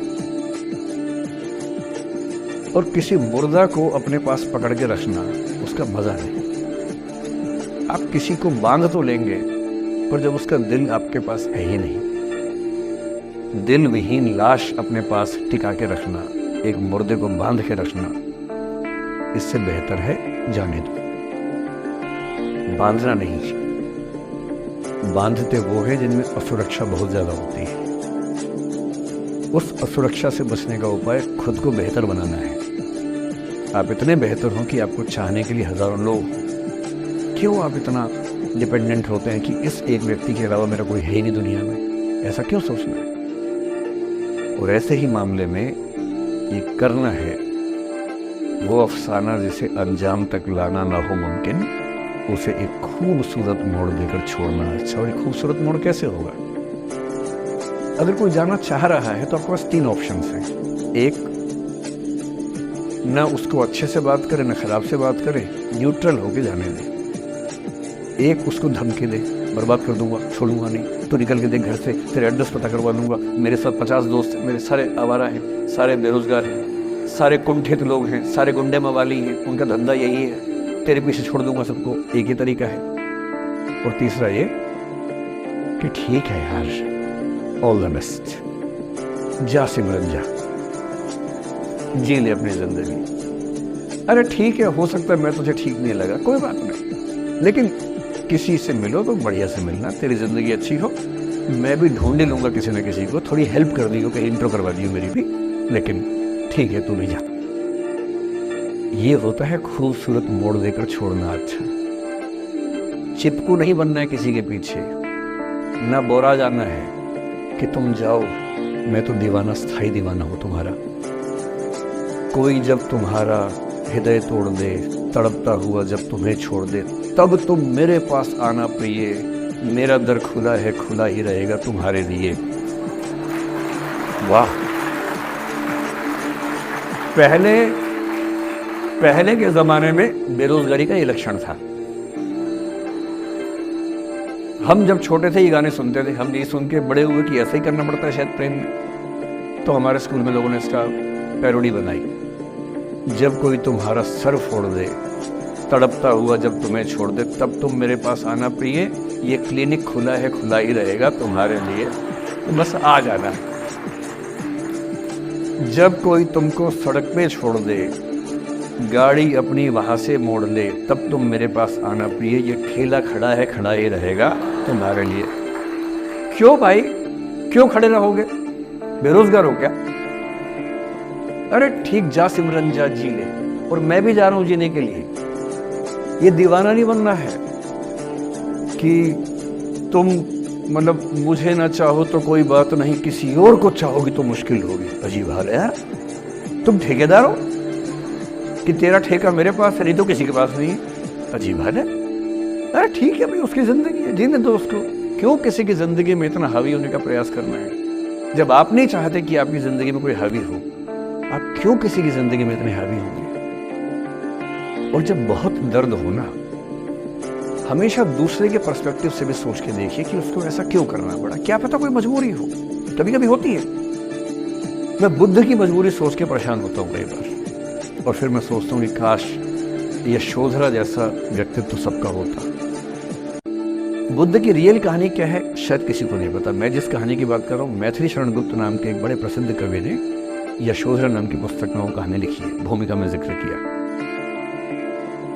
बुद्ध बचपन से ही थोड़े से वैरागी किस्म के व्यक्ति थे। उनकी कुंडली देख के एक ज्योतिषी ने बताया भी था। माता पिता बहुत परेशान थे, शुद्धोदन उनके पिता का नाम था। माता पिता ने बहुत कोशिश की कि इस बच्चे का मन विरक्त न हो। अच्छा महल बनवाया, सारी सुविधाएं दी। जैसे ही बुद्ध थोड़े से किशोरावस्था में आए, उस समय की दुनिया की सबसे खूबसूरत महिला से, लड़की से, यशोधरा से उसकी शादी करवाई। यशोधरा के पिता ने काफी एग्जाम लिए बुद्ध जी के, वो सारे एग्जाम में पास हुए, तब जाके शादी हुई, ऐसे नहीं हुई। शादी हुई तो बुद्ध भी ठीक था, रमे रहे उस जीवन में। बेटा हुआ उनका राहुल। अब बुद्ध की विरक्ति का भाव बढ़ता जा रहा था। 29 साल की उम्र के आसपास ऐसा हुआ कि उन्होंने एक मृत व्यक्ति को देख लिया, एक बूढ़े को देखा, एक भिखारी को देखा, एक बीमार को देखा, विरक्त हो गए और उनका मन हुआ घर छोड़ दूं, ज्ञान की खोज में चला जाऊं। अब ज्ञान की खोज में जाएं, उनको पता है कि भाई मेरी पत्नी भी है, मेरा बेटा भी है, राज्य भी है, कैसे छोड़ दूं? छोड़ना जरूरी है। अंदर की आवाज है कि छोड़ो, तुम इस चीज के लिए नहीं बने हो, तुम्हारा स्वधर्म कुछ और है। बाहर की जिम्मेदारी है कि छोड़ नहीं सकते। मैं अनुमान करता हूं कि बुद्ध ने शायद अपने पिताजी से कहा हो कभी कि पिताजी मैं बहुत परेशान हूं, छोड़ना चाहता हूं। तो पिता ने समझा बुझा के मना किया होगा कि बेटा शोभा नहीं देता, ऐसा मत करो। हो सकता है पत्नी से ही बात की हो, पत्नी ने भी कहा हो कि ये क्या बात हुई, हम सबका जीवन तुम पे टिका है, बच्चा अभी बिस्तर से भी नहीं उतरा है, अभी तो चलना भी नहीं शुरू किया है, तुम ऐसी बात कर रहे हो। इसका जिक्र नहीं मिलता इतिहास में कि ये बात हुई कि नहीं हुई। और एक दिन बुद्ध ने तय किया और वो आधी रात को पत्नी और बेटे को सोता हुआ छोड़ के चले गए। इसको बौद्ध परंपरा में महाविनिष्क्रमण कहते हैं। बुद्ध का अपने घर से निकल जाना। अब बुद्ध चले गए, लेकिन मैथिली शरण गुप्त यशोधरा के पर्सपेक्टिव से बुद्ध को देख रहे हैं। यशोधरा बहुत परेशान है, भाई पति चला गया है, बच्चे का पिता चला गया, मजाक थोड़ा है। राजा परेशान है कि उनका उत्तराधिकारी चला गया है। यशोधरा इतनी परेशान है, बहुत लंबे समय तक छंद आते रहते हैं कि वो कितनी बेचैन है, कितनी परेशान है। लेकिन यशोधरा की सबसे बड़ी परेशानी इस बात से नहीं कि बुद्ध चले गए, इस बात से है कि बिना बताए चले गए, भरोसा नहीं किया। और वो अपनी सहेली से कहती है, सिद्धि हेतु स्वामी गए, यह गौरव की बात। मुझे गर्व है कि मेरा पति इतने महान काम के लिए गया है। सिद्धि हेतु स्वामी गए, यह गौरव की बात, पर चोरी चोरी गए, यही बड़ा व्याघात। सखी वो मुझसे कहकर जाते, कह तो क्या वो मुझको अपनी पथ बाधा ही पाते। क्या मैं रास्ता रोकती उनका? उसके मन में ये मलाल है कि बिना बताए चले गए। वो इस भाव को लेट गो नहीं कर पा रही है, परेशान। फिर बुद्ध को ज्ञान मिला 6 साल की तपस्या के बाद, बोधगया में बोधि वृक्ष के नीचे ज्ञान मिला। बात फैल गई। जो 5 शिष्य बुद्ध को छोड़ के भाग गए थे उनके बुरे वक्त में, उन्हीं 5 को बुद्ध ने सबसे पहले ज्ञान दिया सारनाथ में, जिसको धर्मचक्र प्रवर्तन कहते हैं। बुद्ध की ख्याति बढ़ने लगी। शुद्धोदन ने बुद्ध के पास, अपने बेटे के पास कई लोगों को भेजा ये कहने के लिए कि भाई यहाँ भी तो आओ, हमसे भी तो मिलो। बुद्ध का ऐसा प्रताप था कि जो उनके पास जाता वो बुद्धम शरणम गच्छामि हो जाता, वापस ही नहीं आता। तो फिर शुद्धोदन ने बुद्ध के बचपन के दोस्त को ये कह के भेजा, भैया मैं जानता हूं तुम वापस नहीं आओगे, पर प्रभावित होने से पहले बोल देना कि पापा याद कर रहे थे। तो वो गया, उससे वायदा निभाया, हो तो गया, बुद्ध के संग में दीक्षित हो गया, पर वायदा निभा दिया। तो बुद्ध ने कहा जरूर जाऊंगा, पिताजी की आज्ञा तो जाऊंगा ही जाऊंगा। बुद्ध पहुंचे अपने कपिलवस्तु, जो अपना इलाका था वहां पहुंचे। पूरे कपिलवस्तु में, नेपाल सिद्धार्थ नगर से नेपाल जाएंगे तो नेपाल बॉर्डर पे कपिलवस्तु है। मैं देखने गया था वो जगह जहां बुद्ध पैदा हुए थे, बड़ा सुंदर स्थान है, आप भी जाकर देखिएगा भी। तो बुद्ध पहुंचे रात को, एक धर्मशाला में रुके। अब वहां हल्ला मच गया कि राजा का बेटा धर्मशाला में। बुद्ध ने कहा भाई मैं देखो राजा का बेटा बन के नहीं आया हूं, मैं बुद्ध बन के आया। सुबह उठ के भिक्षा मांगने लग गए उस इलाके में, अपने पिता के राज्य में। पिता ने सिर पीट लिया कि भाई क्या कर रहे हैं। फिर बुद्ध ने सूचना भिजवाई कि मैं बुद्ध हूँ, बेटा हूँ संयोग से, ठीक है मैं आ रहा हूँ मिलने के लिए, पर मैं बुद्ध हो के आया हूँ, मेरी चर्या है, नियम है, मैं भिक्षा से ही जीवन जीता हूँ। ठीक है, पिताजी ने कहा चल कोई बात नहीं। फिर बुद्ध गए पिता से मिलने, पिता से मिले, सबसे मिले भरी सभा में। लेकिन यशोधरा नहीं आई मिलने के लिए, लेट गो नहीं कर पा रही थी। उसके मन में दर्द था, छुप के क्यों गया, बता के जाता। बुद्ध ने पूछा पिता से कि यशोधरा कहाँ है। तो बोले कि वो कह रही है कि अगर बुद्ध मिलना चाहेंगे तो खुद ही मिलने आएंगे मुझसे, मैं क्यों जाऊंगी भाई, आत्मसम्मान भी तो कोई चीज है, मैं क्यों मिलने जाऊं। तो बुद्ध मिलने गए। सोचिए एक कमरे में यशोधरा बैठी है, राहुल साथ में। अब राहुल थोड़ा सा बड़ा हो गया है, 6-7 साल का है। बुद्ध गए हैं। अब आपके मन में है कि बुद्ध वहां जाके बोलेंगे सॉरी मैंने गलत किया, I hurt you, I really feel sorry. बुद्ध है वो बुद्ध। वहां जाके क्या बोल रहे पता है, भिक्षाम दे, भिक्षा दो। और यशोधरा कितनी महान महिला रही होगी, उसने अपने बेटे का हाथ बाप के हाथ में दे दिया। लेट गो का इससे महान उदाहरण दुनिया के इतिहास में नहीं है कि चलो आखिर तुमने आके झुक के कुछ मांगा तो सही। उसकी जितनी ईगो थी, अहंकार था, सब विगलित हो गया। और जो औरत परेशान थी कि मुझसे बिना बताए गया, उसने अपने बेटे को दे दिया कि इसको लेके जाओ, क्योंकि वो जानती हो कि तुम महान काम कर रहे हो, और तुम महान काम कर रहे हो तो मैं क्यों पीछे आऊंगी भाई। मेरा पति महान काम कर रहा है तो मुझे खुशी होनी चाहिए, और तुम्हारी उस खुशी में मैं क्यों पीछे हटूं। बस मुझे भरोसे में लेके जाते तो और खुश होती। ऐसी दूसरी कहानी राधा जी की है। राधा जी आप जानते हैं कृष्ण उनसे बहुत प्रेम करते थे, वो कृष्ण से प्रेम करते थे। उनका विवाह नहीं हो पाया, अलग बात है, लेकिन हमारी परंपरा में प्रेम का जो पराकाष्ठा है ना, प्रेम का चरम, वो तो कृष्ण राधा का है। मतलब राधा कृष्ण का प्रेम एक खास किस्म का प्रेम है, जहां विवाह के बंधन के न होने पर भी प्रेम का चरम रूप होता है। राम और सीता का प्रेम गार्हस्थ्यिक प्रेम का चरम रूप है कि पति पत्नी का प्रेम कितना शानदार हो सकता है। वो देखना हो तो राम सीता का प्रेम देखिए, विशेष रूप से तुलसीदास जी के यहाँ देखिए। और वैसे जो प्रेम होता है वो देखना हो तो राधा कृष्ण का प्रेम देखिए। पर इंटरेस्टिंग है, ये सारे जो हमारे धर्म के चरित्र हैं ये समय के साथ चेंज होते गए हैं।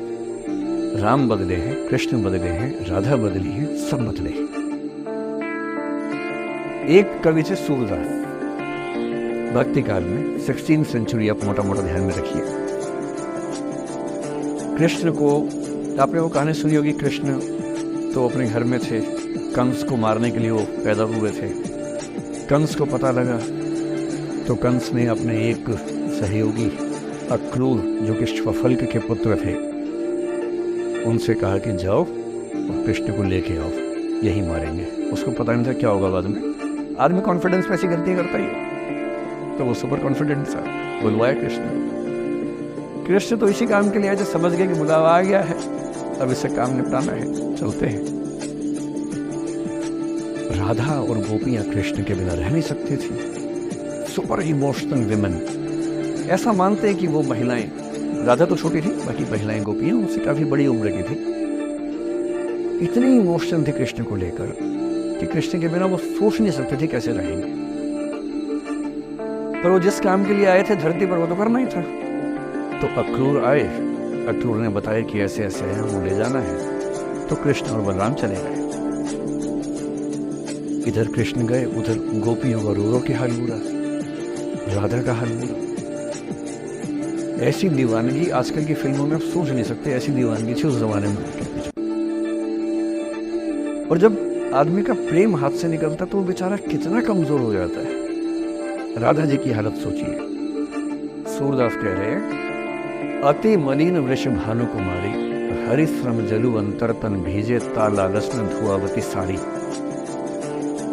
कि वृष भानु की कुमारी, वृष भानु मतलब राधा के पिता, वृष भानु की बेटी राधा इतनी कमजोर हो गई है, इतनी मलिन हो गई है। हरि सम जलु अंतर तन भेजे, कृष्ण के पसीने की कुछ बूंदें उसके ऊपर गिर गई थी, उसकी साड़ी में लगी हुई है। ता लालच न धुआवती साड़ी, इस लालच से साड़ी धुलवा नहीं रही है। और जब से कृष्ण गए हैं कपड़े तक नहीं बदलना चाह रही है कि इस कपड़े में मेरे प्रिय की याद है। आती नहीं है, इतनी कमजोर है, हिल नहीं पाती है। एक और कवि हुए, वो तो इतने आगे बढ़ गए, बिहारी नाम के कवि थे। उनकी नायिका तो लगता है कि घड़ी का पेंडुलम है। सांस लेती है तो 4-5 कदम 6-7 कदम पीछे चली जाती है, सांस छोड़ती है तो आगे आ जाती है। सांस की हवा से ऐसा हो रहा। इत आवत चली जात उत चली 6-7 अखात, चढ़ी हिंडोरे सी रही लगी उसासनी साथ। कि इधर आती है उधर जाती है, 6-7 हाथ इधर 6-7 हाथ उधर, सांस लेती है तो यहाँ, छोड़ती है तो वहाँ, जैसे झूला झूल रही है। पर ये रीतिकाल के कवि हैं, उनका अलग टेस्ट है, हम सूरदास पे बात कर रहे हैं। राधा इतनी परेशान है। अच्छा, जब आदमी परेशान होता है ना, जब उसका ब्रेकअप टाइप का होता है कि कोई गया है वापस ही नहीं आ रहा, कृष्ण ने कहा था कि बस जा रहा हूँ, काम निपटा के आता हूँ। उनके मन में था कि काम निपटाना है, काम निपटा भी दिया। अब कंस के बाद सवाल है कि मथुरा का साम्राज्य कौन संभाले। उसको एक स्ट्रक्चर बनाने के लिए कृष्ण को लगा कि मुझे यहाँ रह के सिस्टम को ठीक करना चाहिए, उसके बाद लौटना चाहिए। तो वो रुक गए वहां पर, राज्य का काम भी तो करना ही था। पर प्रेमी व्यक्ति को सब समझ नहीं, उसको लगता कि नहीं मेरे पास आओ, बाकी सब बेकार की बातें हैं, मेरे पास आओ। कृष्ण आ नहीं रहे। यमुना के इधर कृष्ण है, यमुना के इधर गोपियां हैं, पर आत्मसम्मान में तो है। एक आलोचक ने कहा कि नाव में बैठ के चली जाती। आत्मसम्मान होता है प्रेम में कि मैं क्यों जाऊं, बिना बताए क्यों चले गए, बता के जाते। तो राधा वेट करी। राधा के मन में क्या आ रहा है, उनको लग रहा है कि ऐसा तो नहीं कि मैंने ही कुछ गलती कर दी हो। जब कोई व्यक्ति दूर चला जाता है ना, बाकी लोग सोचते हैं कि कहीं मुझसे तो गलती नहीं हो गई। और राधा अपनी एक सहेली से बोल रही, गोपी से, मेरे मन इतनी सूढ़ रही, एक दिवस मेरे गृह आए मैं ही मस्ती दही, देखी तिन्हें हों मान कियो सो हरि गुस्सा गई। पगला सी रही है, बोरा सी रही है। सहेली से क्या बोल रही है हे सहेली, मुझे पता क्या लग रहा है, मुझे लगता है कि मुझसे ही गलती हुई है। उससे पूछा क्या गलती हुई है? कह रही है कि एक दिन क्या हुआ, कृष्ण भगवान मेरे पास आए थे, मैं उस समय दही मथ रही थी। वो ग्वाला जीवन है ना वहाँ पर, तो वो गोपालन जीवन का काव्य है पूरा। अब वो मुझसे बात करने आए और मैंने उनसे ठीक से बात नहीं की, मैंने मान किया। मान करना मतलब जिसको आपकी भाषा बोलते हैं भाव खाना। मैंने उनसे ठीक से बात नहीं की, मुझे लगता वो नाराज हो गए, इसी नाराजगी से लौट नहीं रही। मेरे मन की इतनी सून रही, मेरे मन में कांटा चुभ रहा है। एक दिवस मेरे घर आए, अब समझ में आएगा, एक दिवस मेरे घर आए, मैं ही मथती दही, देखी तिन्हे, हाँ हाँ मतलब मैं मान की योग, मैंने अहंकार दिखाया। सो हरि गुस्सा गही, गुस्सा आ गया उनको इस बात से। सूरदास की राधा मुक्त नहीं हो पा रही, लेट गो नहीं कर पा रही, वो जी नहीं सकती कृष्ण के बिना। पर फिर देखिए 300 साल बाद क्या हुआ। 300 साल बाद कमाल हुआ। 20वीं शताब्दी की शुरुआत में एक और कवि हुए, उनका नाम था अयोध्या सिंह उपाध्याय हरिऔध, हरिऔध के नाम से प्रसिद्ध। उन्होंने एक पुस्तक लिखी, प्रिय प्रवास। प्रिय प्रवास मतलब प्रिय प्रवास पे चला गया है, कृष्ण चले गए हैं मथुरा, अब राधा कैसे जिएगी। 20th सेंचुरी की शुरुआत में फ्रीडम स्ट्रगल शुरू हो चुका है। महिलाएं अभी तक स्वाधीनता आंदोलन का हिस्सा नहीं बनी है, पर वो समय आ रहा है कि बनने वाली है। और हरिऔध की राधा ने कमाल कर दिया है। गोपियां पूछती हैं, कृष्ण नहीं आ रहे, अब क्या करोगी? ये राधा जी क्या बोल रही है? प्यारे जीवे जगहित करें, गेह चाहे ना आवे। मेरे प्रिय खूब जिए, समाज का कल्याण करें, घर बेशक ना आए, कोई दिक्कत नहीं है, मैं चाहती हूँ कि समाज का भला होना चाहिए। ये वो बिंदु है जहाँ राधा यशोधरा बन जाती है, मैथिली संगत की यशोधरा। और जो मैं आपको समझाना चाह रहा हूँ उस एग्जाम्पल से वो ये कि हो सकता है कि जिससे आप नाराज हो वो किसी बड़े काम की खोज में हो, वो किसी महानता के रास्ते पर हो। और यदि आपके जीवन में कोई व्यक्ति ऐसा है जो किसी महानता के रास्ते पे है, तो उसके रास्ते को रोकना अपने क्षुद्र हितों के लिए बहुत छोटा पन है। और ऐसे मामले में एक ही बात पर हमें सोचनी है कि वो जिस काम के लिए बना है उसे करने दो। अपने स्वार्थ के लिए किसी को बांध के रखना, किसी को लाश बना के रखना, इसका क्या मतलब है? जाने दो ऐसा क्या है, कुछ तो बढ़िया होगा। एक स्थिति हम में से कई लोगों की आती है कि वे टॉक्सिक रिलेशनशिप में होते हैं पर छोड़ नहीं सकते। ऐसे बहुत सारे पति पत्नी होते हैं। मैं अक्सर बच्चों से एक बात पूछता हूं कि आप में से कितने बच्चे वैसा ही वैवाहिक जीवन चाहते हैं जो आपके माता पिता का है? मैं आपसे पूछूंगा नहीं, चिंता मत कीजिए। लेकिन जब जब मैंने पूछा है, मुश्किल से 1 या 2% ने हाथ खड़ा किया है। 97-98% लोग मानते हैं कि वैसा तो नहीं चाहिए, उससे कुछ अलग चाहिए।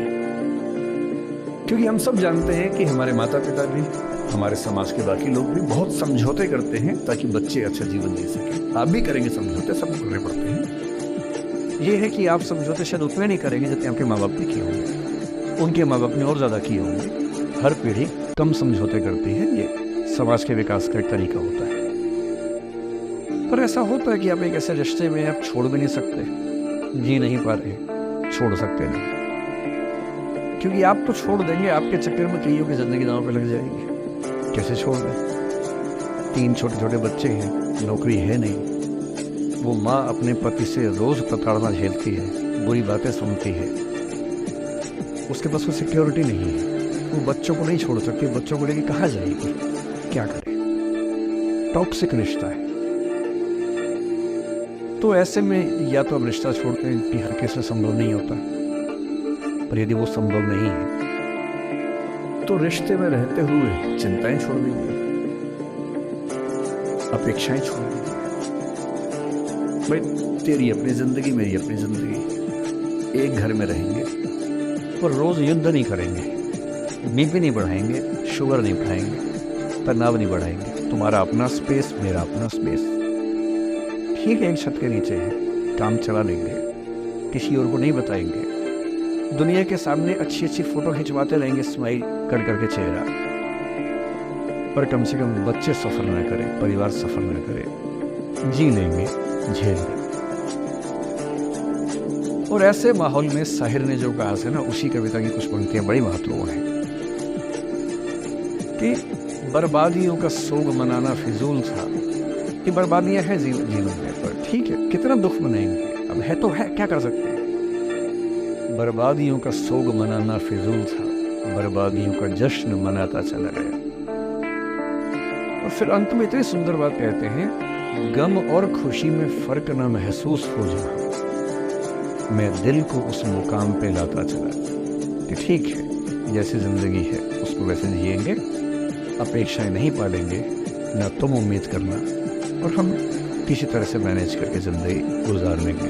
ये अंतिम जो आपके जीवन में समस्या हो सकती है, करियर को लेके हो सकती है, कि आपने कुछ करियर दिमाग में रखा हुआ है, ठान लिया है कि आईएएस बनना है या कुछ बनना है। आप कुछ भी ठान लें, सिर्फ आपके हाथ में नहीं होता है, सफलताएं असफलताएं जीवन में रहती हैं। 10-11 लाख लोग आईएएस का फॉर्म भरते हैं, 5 लाख आईएएस का एग्ज़ाम देते हैं, 1000 का सिलेक्शन होता है। हर एग्ज़ाम में घुमा फिरा की यही स्थितियाँ होती हैं। पॉलिटिक्स में, स्पोर्ट्स में, बिजनेस में, हर जगह कंपटीशन इतना है। सफल होने की जितनी संभावना है, उससे कई गुना संभावना विफल होने की हर क्षेत्र में है। सफल नहीं हो पाए तो क्या करेंगे?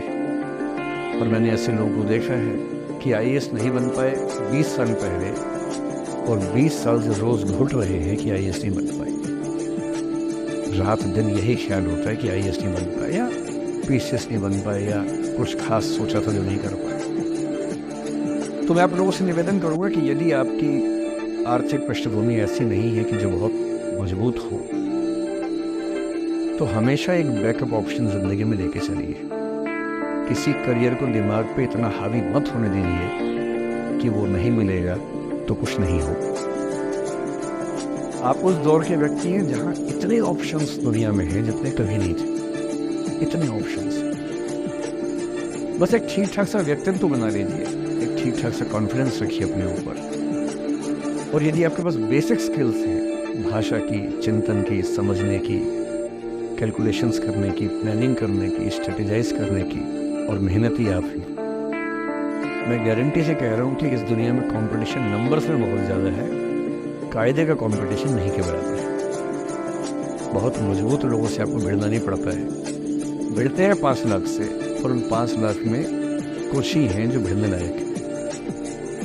इतना कॉन्फिडेंस रखिए, जैसे कहते हैं ना कि हम भी दरिया है, हमें अपना हुनर मालूम है, जिस तरफ में चल पड़ेंगे रास्ता हो जाएगा। इतना भरोसा अपने ऊपर रखिए कि ठीक है, ये नहीं तो कुछ और करेंगे, वो नहीं तो कुछ और करेंगे, लेकिन कुछ ना कुछ बढ़िया कर लेंगे। और उस बढ़िया करने की शुरुआत कॉलेज की ज़िंदगी से होती है। उड़ान सोसाइटी संभाल लेंगे, निष्ठा संभाल लेंगे। अभी मैडम ने बताया कि 80 सोसाइटी से बताई, इसको उन्होंने 60 बताई। 60 सोसाइटी से किसी सोसाइटी का हिस्सा बन जाइए। ये सोसाइटीज़ का हिस्सा बनने का असली पर्पस क्या है? इसी बहाने एक्सपोजर मिलता है, आप कुछ करते हैं, मंच पे आते हैं, लोगों से मिलना जुलना होता है, स्किल्स डेवलप होते हैं, और अंत में जो जीवन में काम आता है यही स्किल्स काम आती हैं। और यदि वो स्किल्स हमें डेवलप करनी है, और वो स्किल्स पढ़ाई से नहीं आती हैं, जो क्लासरूम के अंदर की पढ़ाई है वो सबसे कम महत्वपूर्ण चीज़ होती है कॉलेज में। कॉलेज में सबसे ज़्यादा महत्वपूर्ण है ये अपॉर्चुनिटीज़, लोगों से बात करना, कुछ ऑर्गेनाइज करना, कहीं फेल होना, कहीं पास होना, वो सब करते रहिए। और मैं दावे से कह रहा हूँ कि इस दुनिया में कंपटीशन कहने के लिए ज़्यादा है, दरअसल ज़्यादा नहीं है। पूरी बात का सार ये है कि किसी की भी ज़िंदगी फ्लैट नहीं होती है, उसमें कर्व्स आते रहते हैं, ऊंच नीच सबकी ज़िंदगी में आती है। मैंने भी कम नहीं झेली है, आज मैं यहाँ खड़ा हूँ, वैसे नहीं खड़ा हूँ, उसको झेला ही हुआ, मैंने भी ठीक ठाक झेला है। जिस उम्र में आप मौज मस्ती करते हैं, मैंने उस उम्र में कैलकुलेटर बेचे हैं, मैं सेल्समैन रहा हूँ 17 के उम्र। और मैं बिजनेस फैमिली से नहीं हूँ। बिजनेस फैमिलीज में बच्चों को 17 में काम पे लगा देते हैं। मैं तो नौकरी पेशा परिवार से था, कुछ समस्याएं थी तो सेल्समैन बन के घर घर में जाके बेचना पड़ता था। तौहीन भी होती थी, लोग धिक्कारते भी थे, मजाक भी उड़ाते थे, वो समझे ना है। अपना खर्चा 17 की उम्र से खुद उठाया है, क्योंकि घर में दिक्कत थी। तो क्यों मांगू मैं घर से पैसे भाई, जब मुझे पता है कि मेरे घर में दिक्कत थी उस समय, क्यों मांगू। आपकी जिंदगी इस दुनिया के करोड़ों अरबों लोगों से बेहतर है, कुछ एक लोगों से खराब। केवल उन कुछ एक पे ध्यान मत दीजिए, उन करोड़ों पे भी ध्यान दीजिए जिनसे अच्छी आपकी जिंदगी है। और इतनी कुव्वत आपके अंदर है, आप इस देश के सबसे अच्छे विश्वविद्यालयों में से एक, दिल्ली विश्वविद्यालय के सबसे अच्छे कॉलेजेस में से एक हंसराज कॉलेज में विद्यार्थी हैं। ये मजाक नहीं है, आप इस देश के एलीट हैं, एलीट। इस कॉलेज और यूनिवर्सिटी का नाम बोलते ही कितने बंद दरवाजे खुल जाते हैं, आपको अंदाजा नहीं है, आगे जाके समझ में आएगा। बस इतना करना है कि जब जब जिंदगी नीचे की तरफ जाए, थोड़ा सा हौसला बना के रखिए। कुछ ही दिन की बात होती है, हर चीज़ कुछ ही दिन की होती है। बहुत अच्छे वक्त में और बहुत बुरे वक्त में एक ही वाक्य कॉमन याद रखिए, कुछ दिनों की बात है, ये वक्त गुजर जाएगा। बहुत अच्छा हो तब भी ध्यान रखना है, आदत नहीं बनानी। बहुत बुरा हो तब भी ध्यान रखना है, ये सब खत्म हो जाएगा। सोशल मीडिया पर ट्रोलिंग आजकल का एक नया सच है, जो आप लोग बड़ा मुश्किल होता है वो दिन झेलते होंगे। आपने एक फोटो अपलोड की, कोई लाइक ही नहीं कर रहा है, आप बार बार देख रहे हो लाइक किया कि नहीं किया। दोस्तों को फोन कर रहे हैं, लाइक कर तो लाइक कर, तो भी लाइक कर, चल 5 लाइक करवाए, 8 लाइक करवाए, नहीं लाइक हो रहा। फिर आपने कुछ ऐसा बोला, किसी ने उसकी छोटी सी क्लिप काट के चला दी और आप अचानक सबकी नज़रों में किरकिरी बन गए। गालियाँ पड़ रही हैं, आलोचनाएं हो रही हैं, लाखों लोग फतवे जारी कर रहे हैं आपके ऊपर। इतनी बेचैनी होती है इस दौर में, पहले के दौर में ये नहीं था। आपने कहीं कुछ बोला, खत्म हो गया, अब किसी ने रिकॉर्ड कर ली, सोशल मीडिया पे आ गए, खत्म ही नहीं हो रहा। राइट टू बी फॉरगॉटन हमारे देश में है नहीं, और प्रैक्टिकली संभव भी नहीं है। कैसे आप उसको अप्लाई करेंगे? आप कभी ना कभी कुछ ऐसा बोलेंगे, या तो गलत बोलेंगे या उसमें से कोई क्लिप कोई काटेगा, इतनी गालियां पड़ेंगी और पहली बार जीना मुश्किल हो जाता है। मैंने आज से 7-8 साल पहले 1.5 साल तक एंग्जाइटी की दवाइयाँ खाई हैं, जबकि मैं बहुत ही मस्त वाला किस्म का आदमी हूँ, मैंने खाई। और जीवन में एक आध ऐसा दौर सबका आता है, आ जाना चाहिए। जब जीवन में एक आध बार ऐसा हो कि सारी दुनिया पीछे पड़ गई है, बहुत दिक्कत होगी, घबराहट होगी, बेचैनी होगी, एंग्जाइटी होगी, डिप्रेशन होगा, सब कुछ होगा। लेकिन एक बात ध्यान रखना, मेरी इस बात को ध्यान रखना, वो पहली और आखिरी परीक्षा है, उसके बाद कभी नहीं होगा। 8 साल पहले ऐसा कुछ हुआ था कि मैंने बहुत दवाइयाँ खाई, 1.5 साल दवाई खाई, 1.5 साल खाई। कारण पता था, कारण ठीक हुआ, दवाई छूट गई।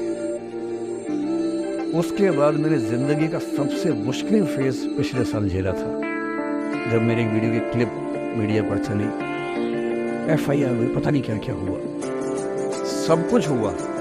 और मैं आपके सामने बहुत ईमानदारी से कह रहा हूँ, मुझे तनाव नहीं हुआ, डिप्रेशन नहीं हुआ, एंग्जाइटी नहीं हुई, क्योंकि मैं पहले झेल चुका था। अब पिछले 7 दिन से मेरी 5 साल पहले की क्लिप चला रही है वीडियो आजकल। 2019 के इलेक्शन से पहले जनवरी में मैं क्लास लेते हुए कह रहा हूँ कि अब इलेक्शन का टाइम आ गया, अब मंदिर का तमाशा शुरू हो जाएगा और ये पॉलिटिक्स के मामले हैं, सब बेकार की बातें।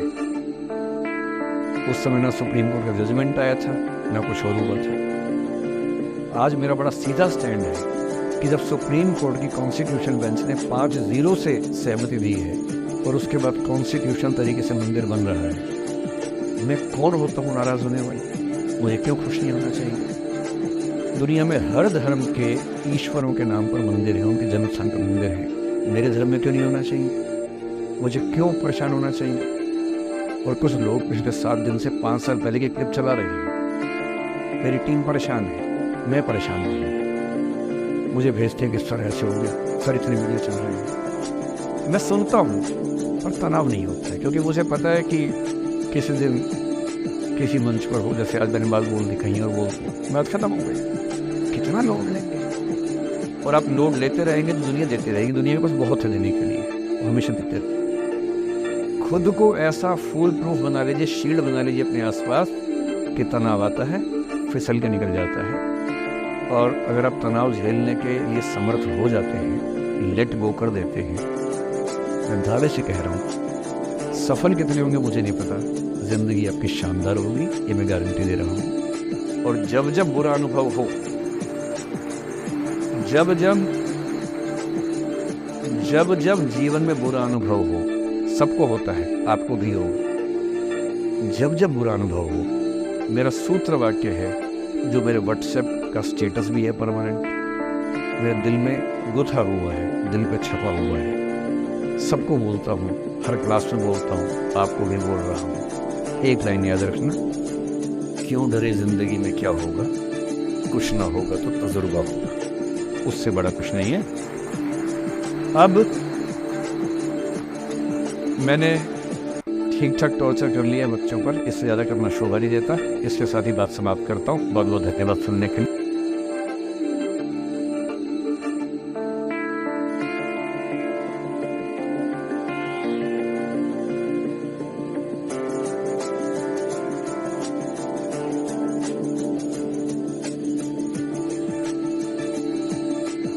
जब आप ये कहते हैं कि मैं रोज़ उतना पढ़ नहीं पाता हूँ, इसके बुनियादी तौर पर 2-3 रीजंस हो सकते हैं।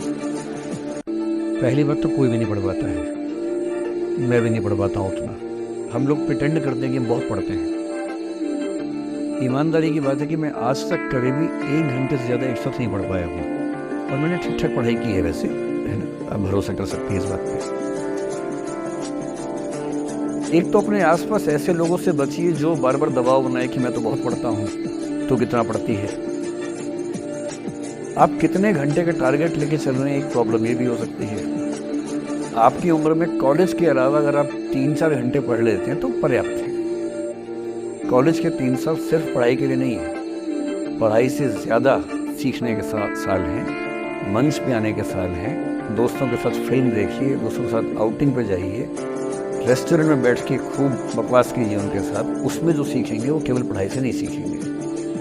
तो दिन में 3-4 घंटे बहुत होते हैं। और बाकी मैं एडवाइस करता हूँ बच्चों को कि बहुत सारी एक्टिविटीज़, जिसमें से एक एक्टिविटी चाय की दुकान पर दोस्तों के साथ बैठना, 1 घंटे बात करना भी शामिल है। पर्सनैलिटी ग्रूमिंग के लिए बहुत ज़रूरी है। तो मेरा आपसे सवाल होगा कि कई एक आध एग्जाम्पल होंगे सर जहाँ आपने लेट गो किया होगा, आप अपने जीवन में भी किसी चीज़ में लेट गो किए होंगे, तो कोई एक आध ऐसा एग्जाम्पल आप शेयर करना चाहें जिससे हमें भी प्रेरणा मिले। मैं बताता हूँ आपको। जो मैंने कहा कि 7-8 साल पहले मैं थोड़ा एंग्जाइटी का शिकार हुआ, कई कारण थे, पर उसमें 2-4 लोग ऐसे थे जिन्होंने मेरा जीना मुश्किल कर दिया था उस वक्त। मतलब उन्होंने कर दिया, मैंने करवा भी लिया। अब तो मैं करवाता ही नहीं, तब मैंने करवा लिया था। अजीब किस्म के लोग पीछे पड़ के रात दिन 24 घंटे तनाव देते रहना बिना किसी बात के, कोई वजह भी नहीं चाहिए ऐसी। मैं बड़ा परेशान रहा। फिर बाद में परिस्थितियां बदल गई, मैं ठीक हो गया, मेरी स्थितियां ज़्यादा बेहतर हो गई। तो उन दिनों मैंने एक रहीम का दोहा पढ़ा, वो मेरे जीवन का उसूल बन गया। उसके बाद से 1-2 बार मेरे मन में आया कि मैं भी दुश्मनी कर लूं और दिखा दूं, और मेरे पास ताकत उनसे ज़्यादा थी उस समय भी, आज भी। और अगर मैं किसी के उकसाने पे उसके जैसा हो गया तो जीता तो वही। जब मैं ही नहीं रहा तो फिर तो कोई और लड़ रहा है, मैं तो मैं रहा ही नहीं, वो जीत जाएगा।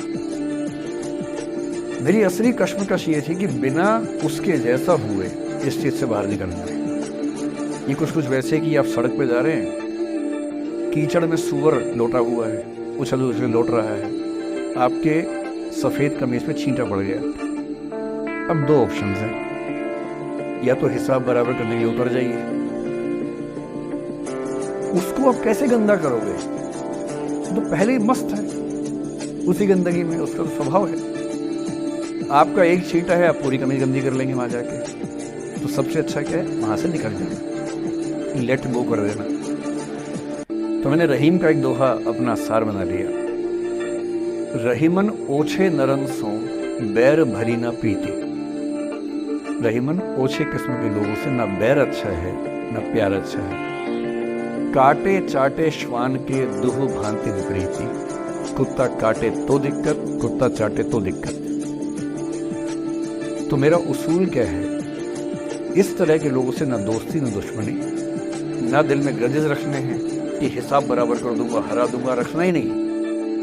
और मेरी अब ठीक ठाक दोस्ती तो क्या होगी, मतलब जब हम मिलते हैं बड़े प्यार से मिलते हैं, मुझे दिक्कत है ही नहीं, नाराजगी भी नहीं है। मुझे लगता है कि वो अपना धर्म निभा रहा था, मैं अपना निभा रहा हूँ। और अगर मैं दुश्मनी पाल लेता, अपना बीपी बढ़ाता, डायबिटीज करवा लेता, मैंने पाला ही नहीं, ना मैं पालता हूँ। और भी ऐसे कई इंस्टांसेस हैं जहाँ दुश्मनी करने का पूरा स्कोप था, पर मैं दुश्मनी करता नहीं, मुझे शौक ही नहीं दुश्मनी करने। मेरा दुनिया में एक भी दुश्मन नहीं है, मतलब मैं कईयों का हूँ, मेरा एक भी नहीं है। जो मुझे अपना दुश्मन मानते हैं वो मेरे दुश्मन नहीं है, मेरे लिए वो परिचित हैं, जो मित्र हो सकते थे, हो सकते हैं। फिलहाल मित्र नहीं है, लेकिन दुश्मनी नहीं है। और अगर दुश्मनी कभी हो भी जाए ना, ये ध्यान रखना है कि बाद में दोस्ती हो सकती है। बशीर बद्र ने कहा है, दुश्मनी जमकर करो लेकिन ये गुंजाइश रहे, गर कभी हम दोस्त हो जाएं तो शर्मिंदा ना हो। ये मैं ध्यान रखता हूँ हमेशा।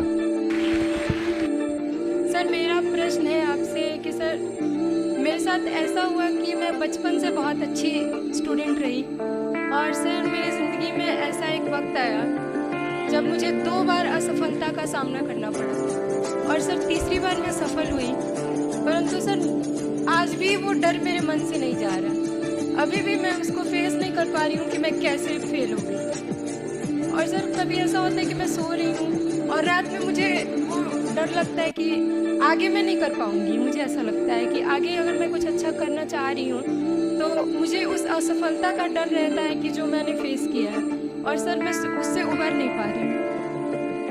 मतलब मेरे ख्याल से ये असफलता आपसे ज़्यादा आपके माहौल की, अपने पेरेंट्स, आपके टीचर्स की है कि उन्होंने आपको, मतलब कुछ बच्चे अपने आप से इतनी उम्मीद पाल लेते हैं कि फेलियर झेल नहीं पाते। आप वैसे बच्चों में हैं जो आपने कहा ना कि मैं शुरू से बहुत अच्छी स्टूडेंट रही हूँ। ये दुर्भाग्य की बात है, ये अच्छी बात नहीं है।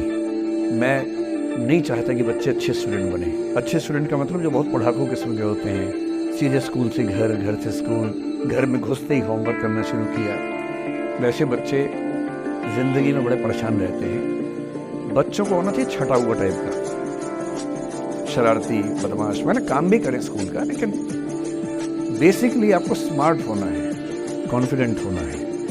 पढ़ाकू होने से ज़िंदगी बहुत अच्छी नहीं चलती है। ज़िंदगी के लिए ना व्यक्तित्व चाहिए। हुआ क्या आपके साथ, आपको बता दिया गया कि अच्छा बच्चा वो है जो पढ़ता है, होमवर्क करता है, आपने वो सब किया। तारीफ़ें आपकी इतनी हुई होंगी कि बेटा तुम तो कुछ भी कर दोगी, आपको भरोसा होगा कि मैं कुछ भी कर दूंगी। लेकिन ऐसी ऐसी तारीफ़ें हर गांव, हर मोहल्ले में कई बच्चों की हो रही थी। जब उन सब में कंपटीशन हुआ तो कुछ सफल हुए, बहुत सफल नहीं हो पाए। तो जो सफल नहीं हो पाए उनको बहुत बेचैनी हुई। आपका सौभाग्य है कि अब तीसरी बार में सफल हो गई। कई ऐसे लोग हैं जो कभी सफल नहीं हुए ज़िंदगी में, उनको भी तो जीना है। तो मैं एक ही बात कहूँगा, अपने आप से उम्मीदें कम कर लीजिए। और ये आसान नहीं होता है। इसका तरीका ये है कि 1-2 ऐसे अच्छे दोस्त जो अच्छे भी हैं, दोस्त भी हैं, और बहुत उम्मीदें ना रखते हैं, ना आपको रखने देंगे अपने आप से। डायरी लिखने से लेकर कुछ अच्छे उपन्यास पढ़ना, अच्छी फिल्में देखना, जो आपको सहज होना सिखाएं, न कि महान होना सिखाएं। महानता से बड़ा कोई रोग नहीं है, इस चक्कर में नहीं पड़ना है। सामान्य होना है। असली जद्दोजहद सामान्य होने की है, महान होने की नहीं। सहज होना है। तो अपने आप से क्या कहना, रोज़ कहना है, कोशिश पूरी करूँगी, सफलता मिल गई तो बढ़िया, नहीं तो क्यों डरे, ज़िंदगी में क्या होगा, कुछ ना होगा तो तजुर्बा होगा। और भाड़ में जाए सीधी सी रात। नमस्ते सर। सर मेरा क्वेश्चन थोड़ा सा इनसे अलग है। सर जैसे आपने कहा कि लेट गो करना चाहिए, क्या करना चाहिए? लेट गो करना चाहिए। हमने भी ये चीज़ सुनी है कि जिसके नसीब में जो लिखा होता है एक दिन उसे वो मिलता ही है, तो उसके लिए हमें परिश्रम करना चाहिए। तो सर एक इनके बीच में क्या एक थिन लाइन नहीं है कि हमने सोचा जैसे 71st डे पर मुझे ऐसा लग रहा है कि अब मुझसे और नहीं होगा, अब मैं नहीं करूँगी, माना कि वो गिव अप भी कहा जाता है। लेकिन अगर मेरे नसीब में है कि नहीं यार कल ये तुझसे हो जाएगा, अगर मैं कोई भी टास्क कर रही हूँ कल ये कंप्लीट होगा, लेकिन मैं सोचूँ नहीं मेरे से ये प्रेशर नहीं हो रहा, I should let go this, I should start some other thing. तो क्या ये मुझे लेट गो करना कभी रिग्रेट नहीं कर सकता कि लाइफ में यार एक दिन और ट्राई कर लेती तो शायद मिल ही जाता? देखिए, जो नसीब का मामला है, मेरे ख्याल से आपकी उम्र में नसीब को नहीं मानना चाहिए। दुनिया में किसी को नहीं पता कि नसीब है या नहीं, और है तो कितना है। सब तुक्का लगा रहे हैं, मैं भी तुक्का लगा रहा हूँ। ठीक, जो हार जाता है ना उसको तसल्ली देना बहुत ज़रूरी है, वरना वो जी नहीं पाएगा। और पराजित व्यक्ति को तसल्ली देने के लिए सबसे अच्छा शब्द है नसीब, भाग्य, नियति। बहुत ज़रूरी है। और इसलिए एक उम्र के बाद गीता का सार पढ़ना बहुत ज़रूरी है। समझना पड़ता है कि सब कुछ हमारे हाथ में नहीं होता है, सच में नहीं होता है। पर इसका मतलब ये भी नहीं है कि सब कुछ किसी और के हाथ में होता है। अगर ऐसा होता तो बिना मेहनत करने वाले आईएएस बन जाते या कुछ भी बन जाते। ये हो सकता है कि आईएएस बनने के एग्जाम में 10 ने मेहनत की, उनमें से 8 का हुआ, 2 का नहीं हुआ। पर ये नहीं हो सकता कि एक आदमी ने मेहनत नहीं की तो उसका आईएएस हो गया। बिना मेहनत के तो नसीब भी नहीं मिलने वाला है। इसलिए ये मान लीजिए कि कुछ ना कुछ चीज़ें हमारे कंट्रोल में नहीं है, लेकिन जितना कंट्रोल में है उस पर पूरी ताकत लगाएंगे, पूरा डिसिप्लिन रखेंगे, तो हम अपनी किस्मत सबसे अच्छी लिख पाएंगे। सबसे अच्छी मतलब बाकी तो नहीं, मेरी जितनी अच्छी हो सकती है उतनी अच्छी लिख पाएंगे। और इसलिए अगर आपको लगे कि मैं नहीं कर पाऊंगी कोई काम, तो उसको गिव अप ही कहते हैं। लेट गो का मतलब तब होता है जब आप मन भर चुका है, अब उसकी जरूरत महसूस नहीं हो रही। जैसे आईएएस बनने की कोशिश कर रहे हैं, नहीं बन पाए, तैयारी छोड़ दी, गिव अप है। बन गए, नौकरी की, मजा नहीं आया, छोड़ दिया, ये लेट गो है। लेट गो करने के लिए पहले हासिल करना पड़ता है, या हासिल होने से पहले उस मनोभूमि पर पहुंचना पड़ता है जहां हासिल होने का सुख आपने महसूस कर लिया, और उसमें मजा नहीं आया, ठीक ही है, औसत है, तब छोड़ दिया। इसलिए आपकी उम्र को शोभा नहीं देता कि हम नसीब की बात करें, ये शोभा देता है मेरी उम्र को। तो 30-40 के बाद नसीब, भाग्य, नियति चलेगा। फिलहाल कर्म पर भरोसा कीजिए, मेहनत, डिसिप्लिन और मोटिवेशन से ज़्यादा महत्वपूर्ण है डिसिप्लिन। ध्यान रखिएगा, मोटिवेशन का ग्राफ ऐसा होता है, फिर ऐसे नीचे आता है धीरे धीरे। डिसिप्लिन ऐसे रहता है, और डिसिप्लिन वाला व्यक्ति हमेशा मोटिवेशन वाले व्यक्ति से ज़्यादा सफल होगा, ये मान के चलिए। सबसे अच्छा क्या है? Motivation with discipline. तो कोशिश कीजिए कि नसीब पे ना छोड़िए, अपने भरोसे कीजिए। All the best. I would like to thank our guest speaker, Mr. Vikas Ravikirti sir, who came here for this session and gave us his valuable